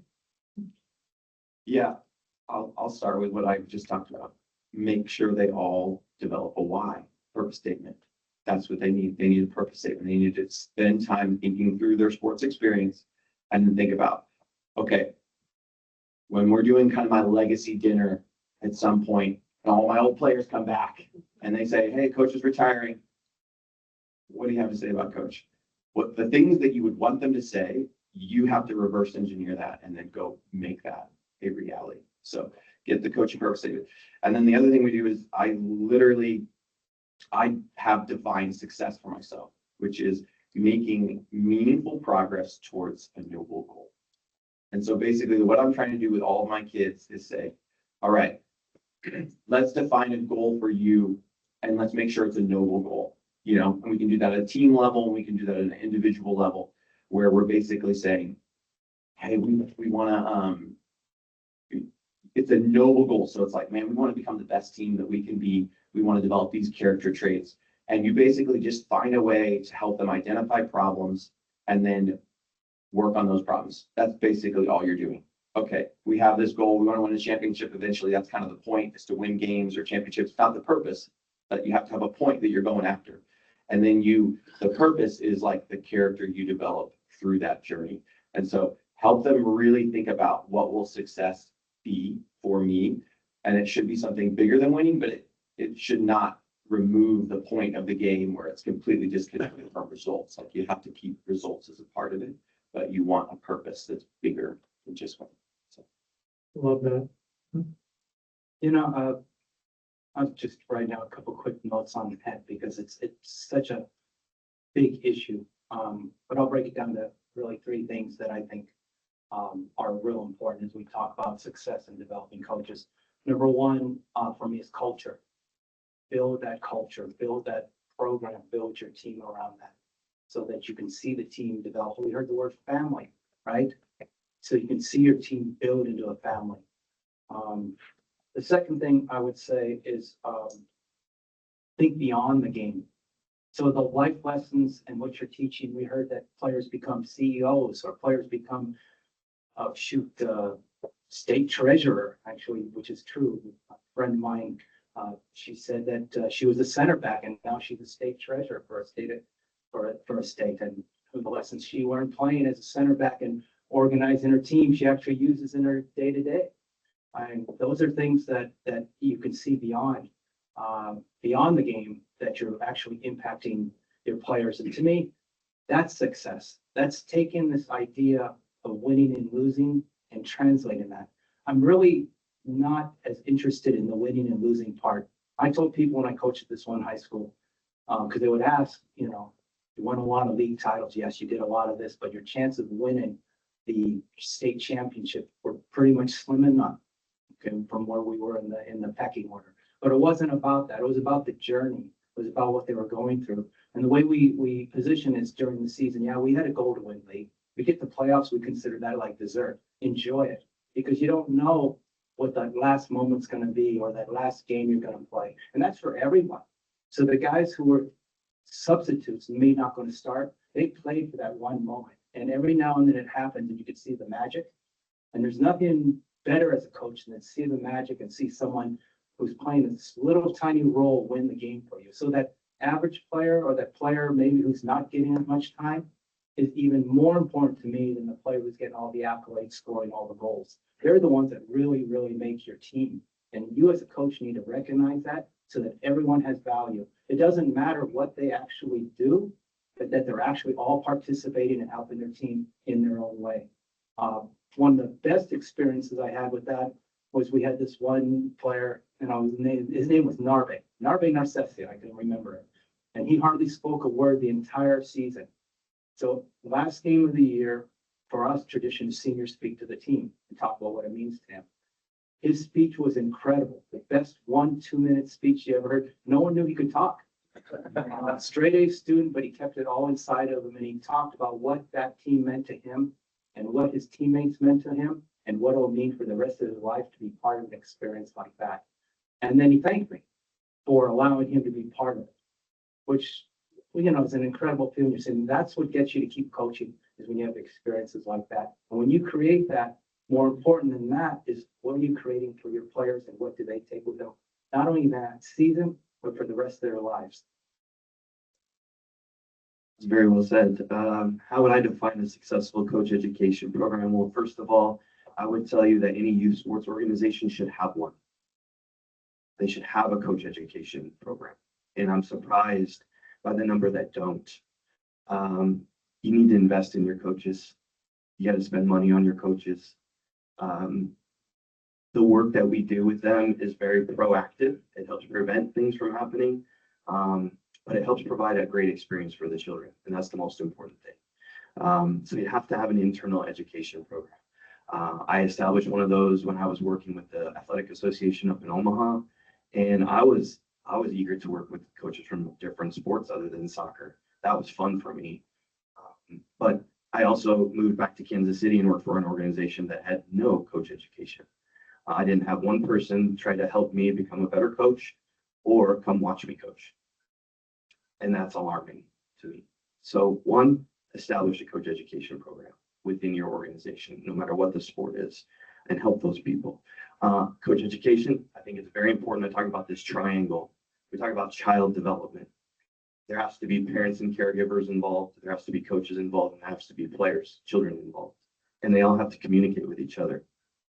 And we lose that sometimes. We miss part of that triangle along the way. Coaches are worried about the reaction of parents. Parents don't know how to approach coaches. We have to create the environment where it's okay that they talk to each other and work together to help kids reach their ceiling. We got to teach the soft skills and not just the hard skills.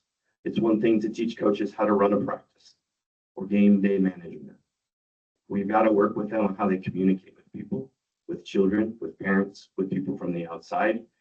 We've got to give them the skills to help children, ask how their day is going, be involved in their lives outside of the game. And then the last thing I wrote down was, if you have a coach education program, you got to help them start developing a coaching philosophy.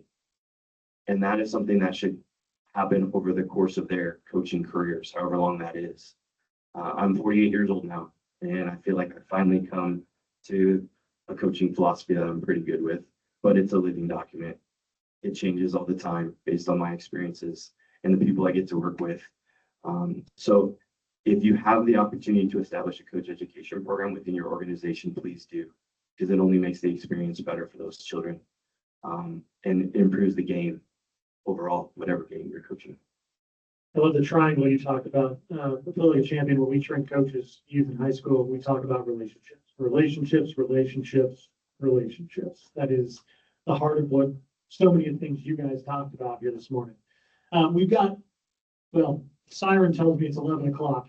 Can I take a couple questions here from the audience? Can we people are a pretty captive audience, so I'll walk around. Anybody have a question for this panel? Yeah, here we go. Well, and this may be a good way to close today too. In regards to our preparedness to execute on a World Cup legacy that would involve coach training, how prepared are we in Kansas City to lead the way nationally, internationally, to leave coach training as our legacy of the World Cup?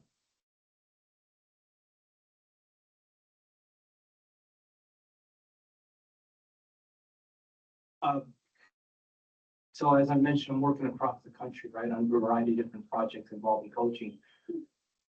I believe Kansas City is ahead because of all of you in this room and what you've started. I'm from Los Angeles, so I'm very familiar with L84 Foundation and the legacy that is. That's from leadership of the community, from 1984, establishing a fund for youth sports. And a big part of that was coaching education. That can be done here. It starts in this room. It starts now. As you look at what's happening with the World Cup, we could build off of that, talk to other people around it. But it starts in here. The groundwork that's been laid in here needs to get to the policymakers and needs to be part of the solution. You're not alone, by the way. There's other people across the country that are talking about this.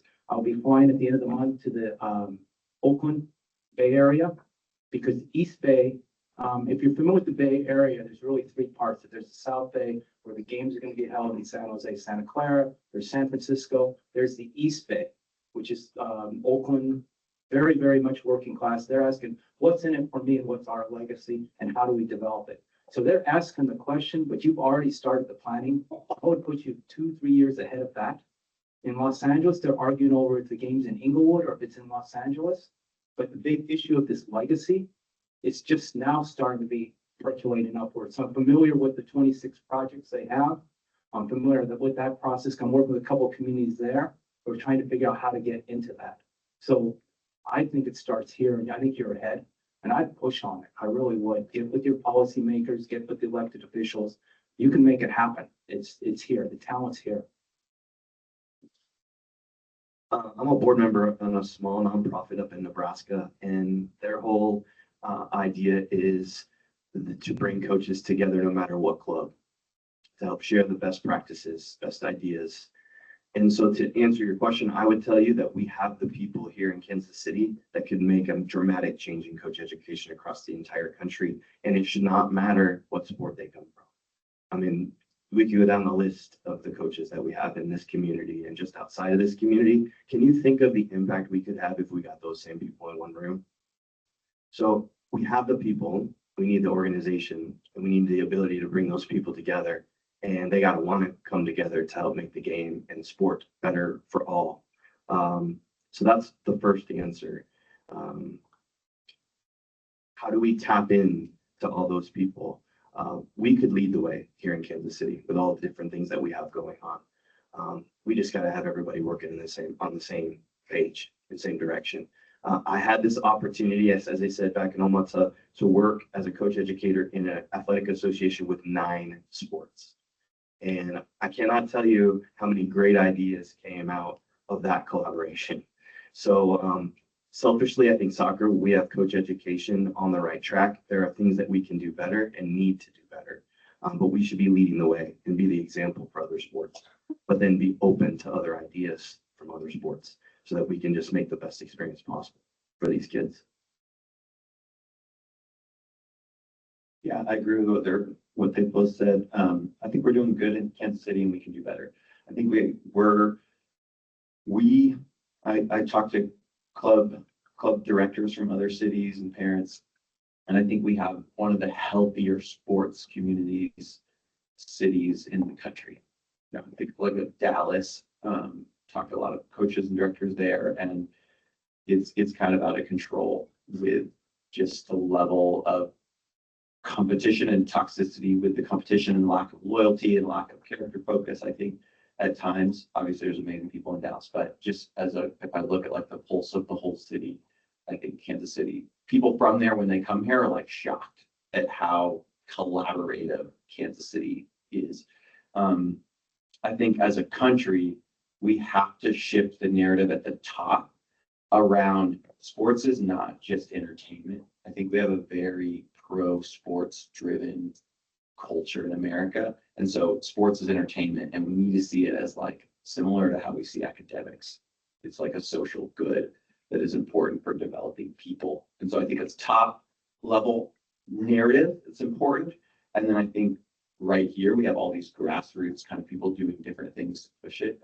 That's great. We need both people inspired by a top level vision to then go grassroots level and gradually build up. And I think we're doing great. Can we do better? Yeah, because as a country, we're not really there. But as a city, we're doing good. Great answers. Wonderful.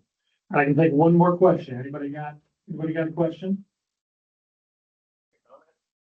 Sure. Go ahead. It's a quick tip based on what I heard there about Washington warm-up. I was blessed to have an elite athlete for a granddaughter. How do you find a good coach? The buzzword has always been find the best match, find the best match. My tip is this. I would go and sit by the dugout and watch what was softball, watch what was going on in that dugout when the heat was on. And if those kids were interacting and the coach was relaxed and they relaxed, that's a team for my granddaughter. So when you're looking for a good coach, look what's happening when the pressure's on with the interaction. She's to say things along. Well, join me in thanking our panel here. Wonderful to have you. I'm going to turn the mic back over to Robin. We'll get you out of here.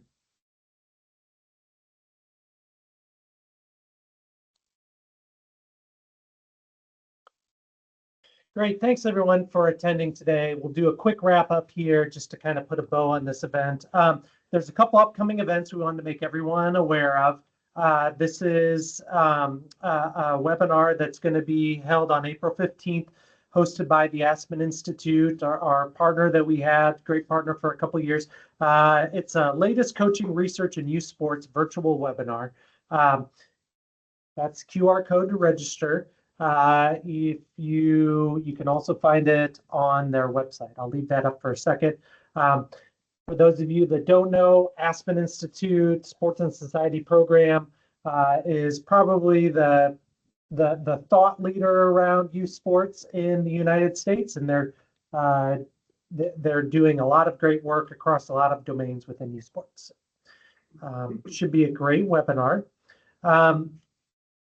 This event today came out of discussions that were happening within the Kansas City Physical Activity Plan sports sector meeting. So several months ago, we had this idea among the attendees in the group that is led by Bill and Pete, and this is how that event was organized and developed. So we would want more people to attend this group to continue to voice their opinion on what are the current issues in youth sports and how we can work together to address them. The more people that we get working together within this sports sector group, among other groups that are happening within the city, the more we can collectively advocate for what we want to happen within Kansas City. So our next meeting is 1 month from today, Wednesday, May 13th, 12 to 1. It's a virtual meeting. You can scan that QR code to register right there, or you can go to kcphysicalactivityplan.org and register there as well. The topic, the primary focus of that meeting will be on upcoming programs from U.S. Soccer Foundation. And there is a whole host of resources and programs that are going to be available that we can discuss, or that we will be discussing at that May 12th event. So if you're interested in this topic and you really want to learn more, please join us for the meeting on May 12th. And with that, thank you all for coming today. This was a great event. We heard a variety of different speakers on a variety of different topics, and all of this is to help move forward youth sports within our region. And Bill, do you have any final words? I love it. Thank you. Great. We have the room for another 15 or 20 minutes, so please stick around, have some more coffee, and network with other people. But thank you all for coming. Appreciate it.